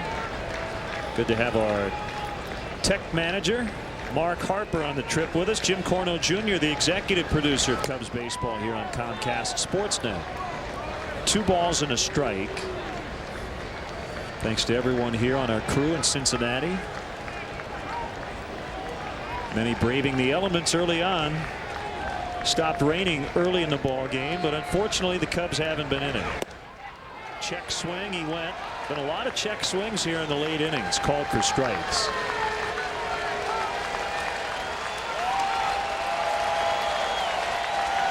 And the Reds fans now encouraging Jeremy Affeldt. The pitch hit foul.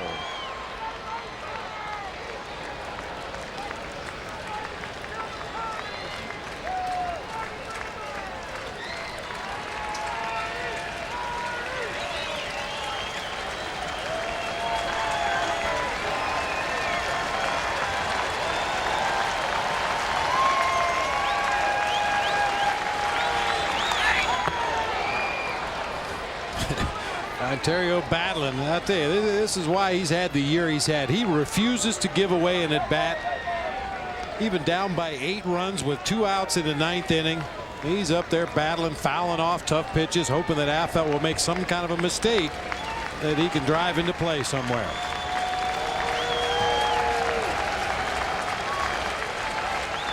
Another 2-2. That one's bounced foul.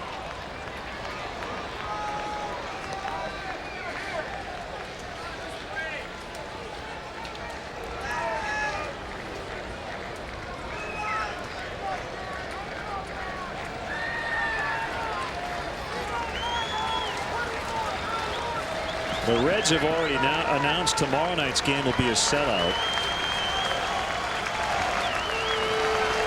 Another 2-2 pitch, driven high in the air and very deep. Patterson's back. Warning track. He leaps. He makes the catch. And that's it. Corey stole a home run away with a leaping grab earlier this week against the Pirates. That one I don't think would have been gone, but it would have been extra bases. So he denies Theriot of a hit, and the Reds blow out the Cubs today. Final 10-2. That would not have been out, but it was a nice grab nonetheless. A bid for extra bases at the very least. Ryan Theriot battling that entire at bat. Finally got a pitch he could hit hard. Unfortunately, hit it to the wrong part of the ballpark. Chevy player of the game, the starter and winner, Bronson Arroyo, who's won each of his last 4 starts. Elevated pitch count, but maybe the best we've seen Bronson Arroyo in a long time. Really was commanding that breaking ball at a variety of different speeds. Just about the time the Cubs hitters would start to look for that breaking ball, he'd sneak that 88-mile-an-hour fastball by him for a called strike. Bob, only 6 Cubs hits tonight. That included 1 double. I mean, Theriot not credited with a hit. He gave it a ride, but 1, 2, 3, 4 infield hits. So they didn't really put a lot of pressure on Bronson Arroyo and the Reds pitching staff. Well, and once again, you're getting tired of doing this, tipping your cap to the opposing pitcher, but Arroyo was really good tonight. And so are you, partner, in spite of the result.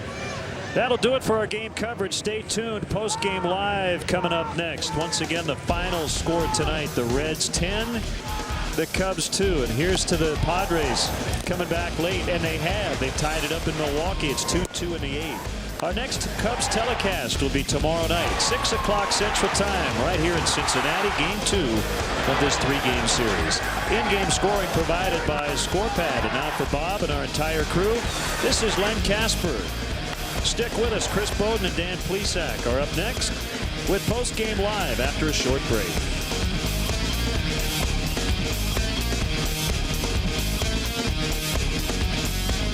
Seems like you need to be a physics professor to choose the right TV. Luckily, I am one. Your choice is the brand behind the first LCD display in a calculator. The dreamers who evolved the LCD into a 3-inch TV. The designers who first hung an LCD TV on a wall. The pioneers who gave America full HD 1080p in an LCD TV. The creators of the world's largest LCD display. Or choose all of the above. Sharp. Change your TV, change your life. Sharp.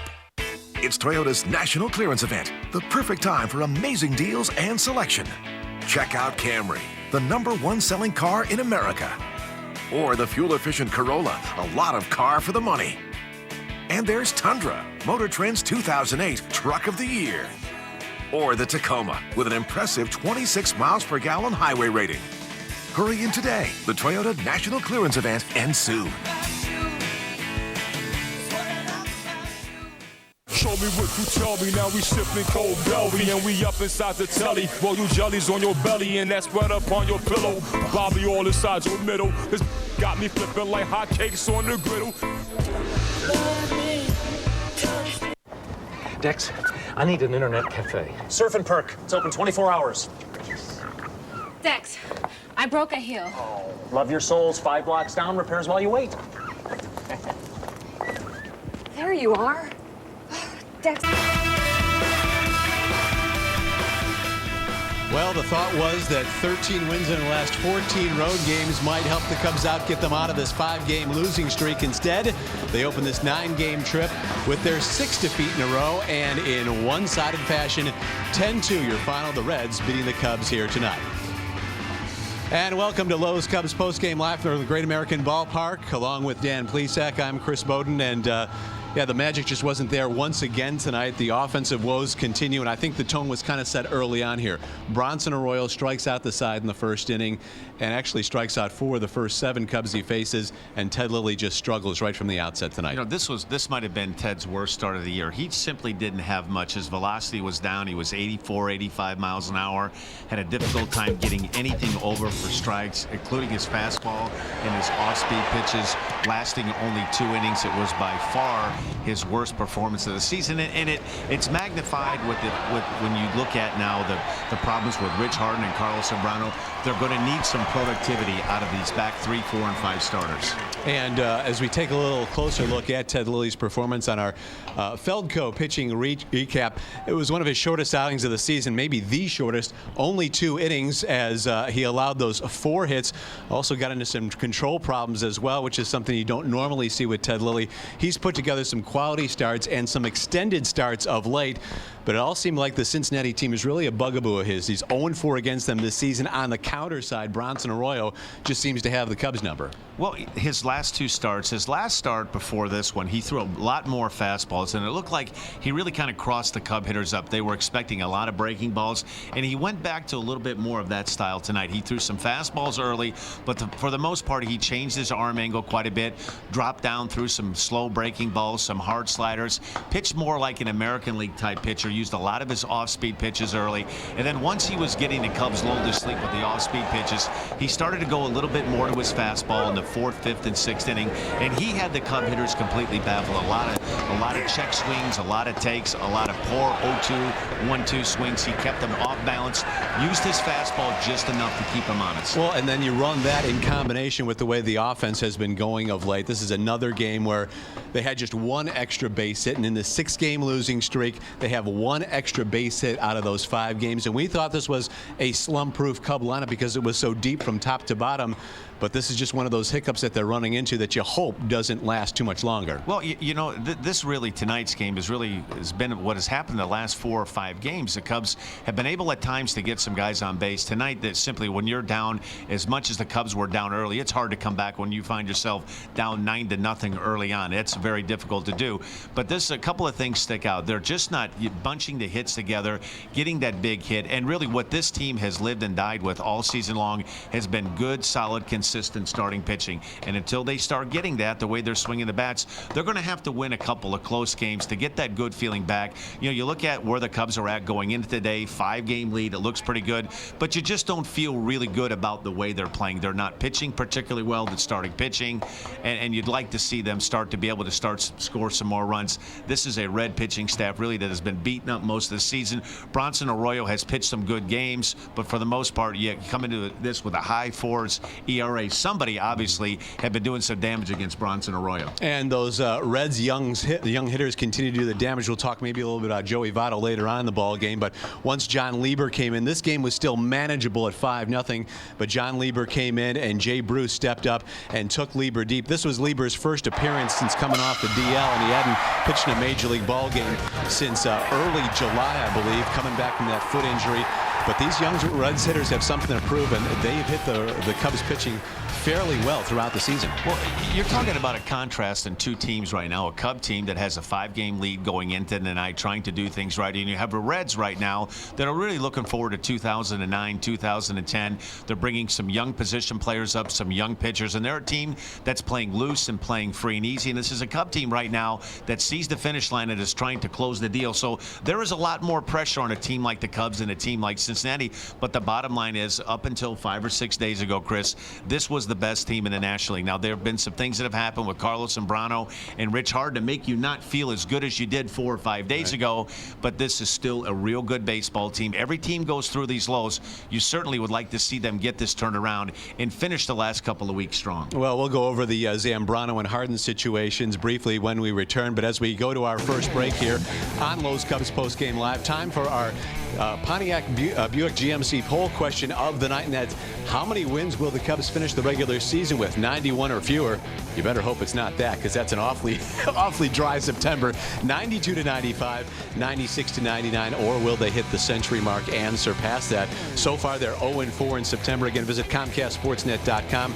Go to the Cubs page for your vote, and we'll have the results a little bit later on the show here on Lowe's Cubs Postgame Live. If you missed today's Cubs game, Comcast customers can go to channel 999 and watch Cubs games on Comcast Sportsnet On Demand. Cubs games on Comcast Sportsnet On Demand, only on Comcast, subject to availability.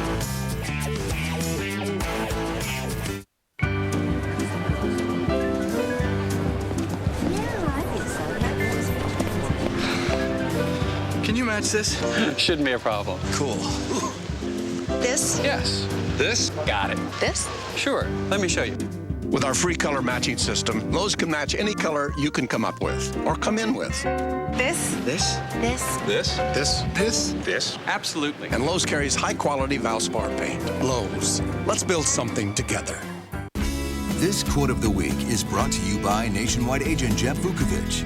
For an insurance quote for auto, home, life, or business, please call Nationwide agent Jeff Vukovich at 847-825-4783. It's a real Cinderella story. She comes out of nowhere, and it's like boom. Hit after hit. Are you at a loss for words, Josh? What do you mean she's going to change TV forever? Well, find out. One man wants to know the truth. Put her in every home on the planet. Who is Scarlet? The real Scarlet. The evidence is staring you in the face. Scarlet! Things aren't always what they seem. Scarlet, the new series of TVs from LG. It's perfect. Sweet. Okay, a little crunch. It's got a kick to it. Introducing the new spicy Buffalo chicken sandwich, only at Arby's. I know this drill. I rack up a big charge on my credit card. I get a tote bag. Well, actually, with our points program, you can get gift cards, flat screen TVs, even plane tickets. How do you get enough points for that? Oh, all kinds of ways. By using your debit card, your credit cards, checking account. I don't believe you. What? You messing with me, right? Oh, I'm not messing with you. Can I still get the tote bag? Absolutely. It's not just banking, it's National City. In celebration of our 100th anniversary, we're sharing our GM employee discount with everyone. You pay what we pay. Not a cent more. The GM employee discount. For everyone. Just announced, the employee discount for everyone is now extended on GMC Sierra with better highway fuel efficiency than a Toyota Tundra. And right now, you can get a Sierra 1500 extended cab starting at just $20,488. Offer ends September 30th. Chicago Tribune Live, presented by your Chicagoland and Northwest Indiana Chevy dealers. Weeknights at 5:30 on Comcast Sportsnet. Fans' best friend. Time now for our Four Seasons Who's Hot and Who's Not in the major leagues over the past week. Chris Dickerson, this Reds kid outfielder, 1 for 4 tonight over the last 7 games, coming in .385, 10 for 26 with 3 homers and 6 runs batted in. Dustin Pedroia has been tearing it up and actually hitting cleanup. Little Dustin for the Boston Red Sox and doing a pretty good job of it, protecting David Ortiz, if you will. As for who's not, Matt Holliday of the Rockies, believe it or not, Mr. MVP from a year ago, or at least MVP candidate, runner-up. He's gone into a bit of a deep chill for the Rockies, as well as Baltimore Orioles pitcher Jeremy Guthrie. Last couple of starts, he has been roughed up. As we welcome you back here on Lowe's Cubs postgame live from the Great American Ballpark in Cincinnati, Chris Bowden and Dan Plesac. Cubs lose it by a score of 10-2. That's 6 losses in a row. And I guess in the who's not category, you can also add the Cubs offense as we take a look at the starting lineup and how they did tonight, and managing just 6 hits once again against Bronson Arroyo and this crew of Cincinnati relievers. Lots of goose eggs there. Jim Edmonds, who had been in a slump, had a couple of infield hits tonight, and that's about the bright spot right there, as a lot of goose eggs, as we said. Alfonso Soriano actually was 0 for 3, I believe, with a couple of walks. 3 strikeouts tonight for Alfonso Soriano as he remains in a slump as well. As we mentioned, just 6 hits for the Cubs. But they did manage 1 extra base hit, and that was off the bat of Giovanni Soto's replacement in the late innings, as Lou really cleaned up his bench once this game got out of hand. Coy Hill, we've heard his story over the last couple of days since his recall about the near tragedy to his major league career that he had with that bandsaw incident last October working at home. Had his right hand chopped up, lost a couple of fingers, had to have them sewed back on. But what do you know? Coy Hill, this says a lot for perseverance, comes in and delivers that extra base hit, and actually had 2 hits on the evening. Well, you know, what a story it is, and it has to really make him feel good. I'm sure that there were parts in this past offseason where he was wondering if he was ever going to be able to play again, particularly at a high level, at the major league level, and what a story it's been. And he has to really feel good about himself, and it's a tremendous story about, like you said, about perseverance and fighting his way back. And who knows, you know, he may be an important part going into the postseason, whether he's going to be on the postseason roster or not. You just never know. Particularly the way I think the thing that is the most disappointing now is you're starting to see a lineup wide. This isn't just, you know, the 3, 4, and 5 hitters. You know, the run production, the home run ball has been missing, and they're going to need to fix this and fix this awfully quick. The starting pitching has been good all season long, with the exception of really the last 4 or 5 games. It hasn't quite been as good as it was all season long, but they're going to need to start putting some runs together and start hitting some home runs, and it needs to start happening really soon. Angel Guzman also with that Tommy John surgery. He came back with 2 shutout innings tonight. As we take a look at the Reds lineup, and there were a lot of crooked numbers in that particular lineup. And how would you pitch Joey Votto? 8 of his 18 home runs this season against the Cubs. Well, right now, Chris, it just seems like he's very comfortable. He's getting a lot of fastballs on the outer third of the plate. I'm not so sure that maybe tomorrow or Sunday to send a message to knock him off the plate a little bit. I'm not saying to hit him, but I mean to get him to move his feet. One of the things that hitters like to do when they get up there is they like to feel comfortable. They like to feel set in the batter's box, to get their timing, to get their tempo, to get their rhythm. And you have to do something as a pitcher to disrupt this. For whatever reason, he feels very comfortable hitting off of this Cub pitching staff, and it may be time for more than just 1 or 2 fastballs on the inner half of the plate, knock him back off the plate, and get him moving his feet a little bit and getting a little bit uncomfortable. We'll see if tomorrow's pitcher can do that, and we'll take a look ahead at tomorrow's pitching matchup. Also have the results of our poll question. That when Lowe's Cubs postgame live from Great American Ballpark continues. And now it's time for the Stay in the Game Hold Spotlight, brought to you by Just for Men Hair Color.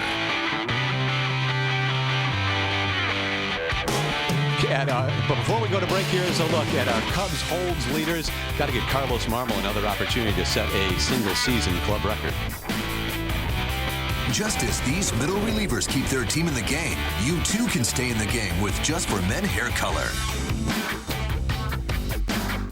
Honey, if you want to get rid of your gray hair, try my hair color. It's really easy. Women's hair color can take 30 minutes. Just for Men takes 5 minutes. No one will notice. Hers colors every hair. Just for Men targets only gray. It has ammonia, but it doesn't smell that bad. Oh yes, it does. Just for Men has no damaging ammonia. Let's go buy some. It'll only take half an hour. Yeah, right. The truth is, men need Just for Men. Stay in the game.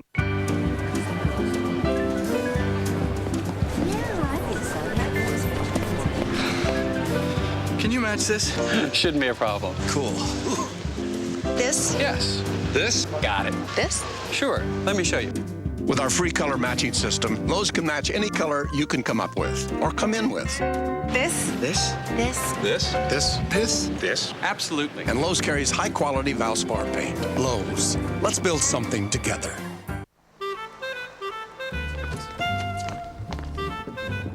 Yeah, you know the spot. Right away, sir.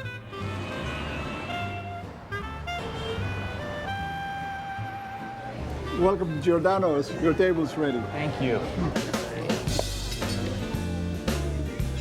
How's everything? Fantastic. What's your secret? It's the fresh ingredients, and it's been so for the last 30 years. We made it good. You made it famous. So, you're trading currencies online? But are you ready to trade naked? Hey, keep your shirt on. We're just taking complexity back to simplicity. At easy-forex.com. Trade intuitively with the visual trading machine. Set your positions graphically with the trade controller and watch real-time trades and trends with the inside viewer. Trading will never be the same again at easy-forex.com. Forex over-the-counter trading involves substantial risk of loss. We've created a Chicago destination that's truly unprecedented. A celebration for the senses, where the night comes alive and stars electrify your soul. The all-new Horseshoe Casino, where entertainment knows no bounds. Now open.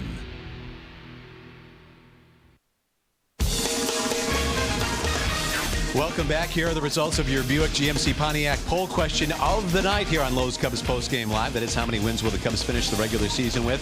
And you folks said, 41% of you said 96-99. That would put the Cubs at least an 11-10 finish with 21 games to go. The low amount saying 91 or fewer, and we certainly hope so, because they're at 85 right now. That's right. The case. Let's see if Jason Marquis can turn things around tomorrow. He goes against Johnny Cueto. It's a 6 o'clock Central Time start, and Jason Marquis has kind of put the bad second halves behind him over the last couple of years. He really has pitched better, and with Rich Harden and Carlos Zambrano down for more than likely the next week to 10 days, it's going to be very important for Marquis, Ted Lilly, and Sean Marshall really to step it up. They're really going to start to lean on these guys until they get Harden and Zambrano back. He's been throwing the ball better. His one nemesis all season long has been that one inning to keep the minimum dead damage. He seems like he has that one inning where instead of giving up 2 or 3 runs, he gives up 4 or 5 runs. He's pitched some very good baseball lately. All right, Jason Marquis against Johnny Cueto, who's making his first start since coming back from an elbow strain in late August. We wanted to have you explain what happened to the thing tonight, because it didn't work. It must have been the rain. It didn't work, but tomorrow we're going to break out a new one pregame, the rally cap, inside-out cap tomorrow. All right, for Dad, please do something to stop this. For Dad, I'm Chris. Thanks for joining us on Lowe's Cubs Post-Game Live 10-2.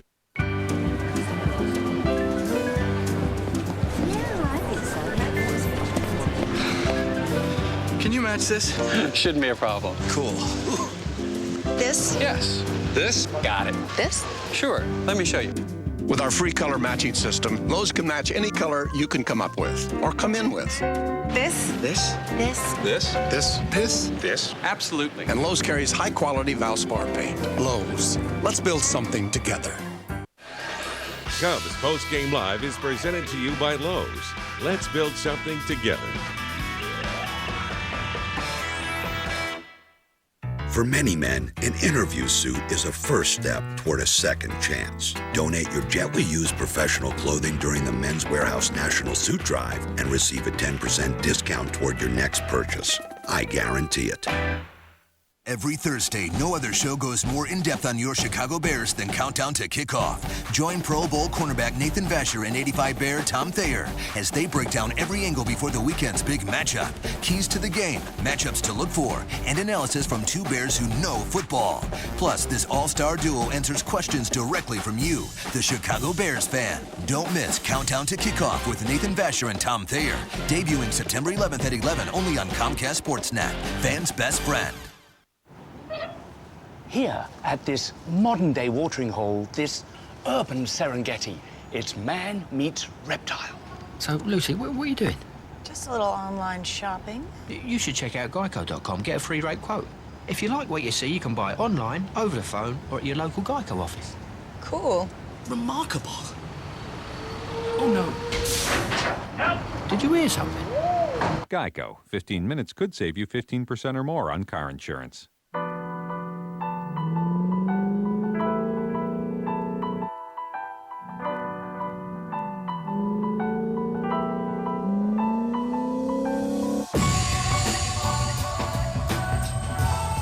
Built on a sports car platform with a 7-speed automatic transmission, the all-new 390-horsepower Infiniti FX.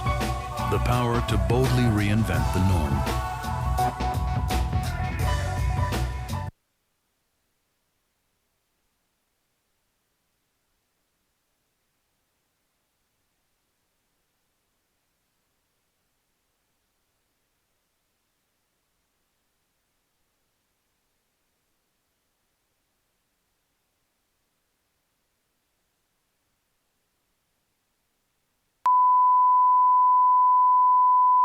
Please notice how the design of the contour drops down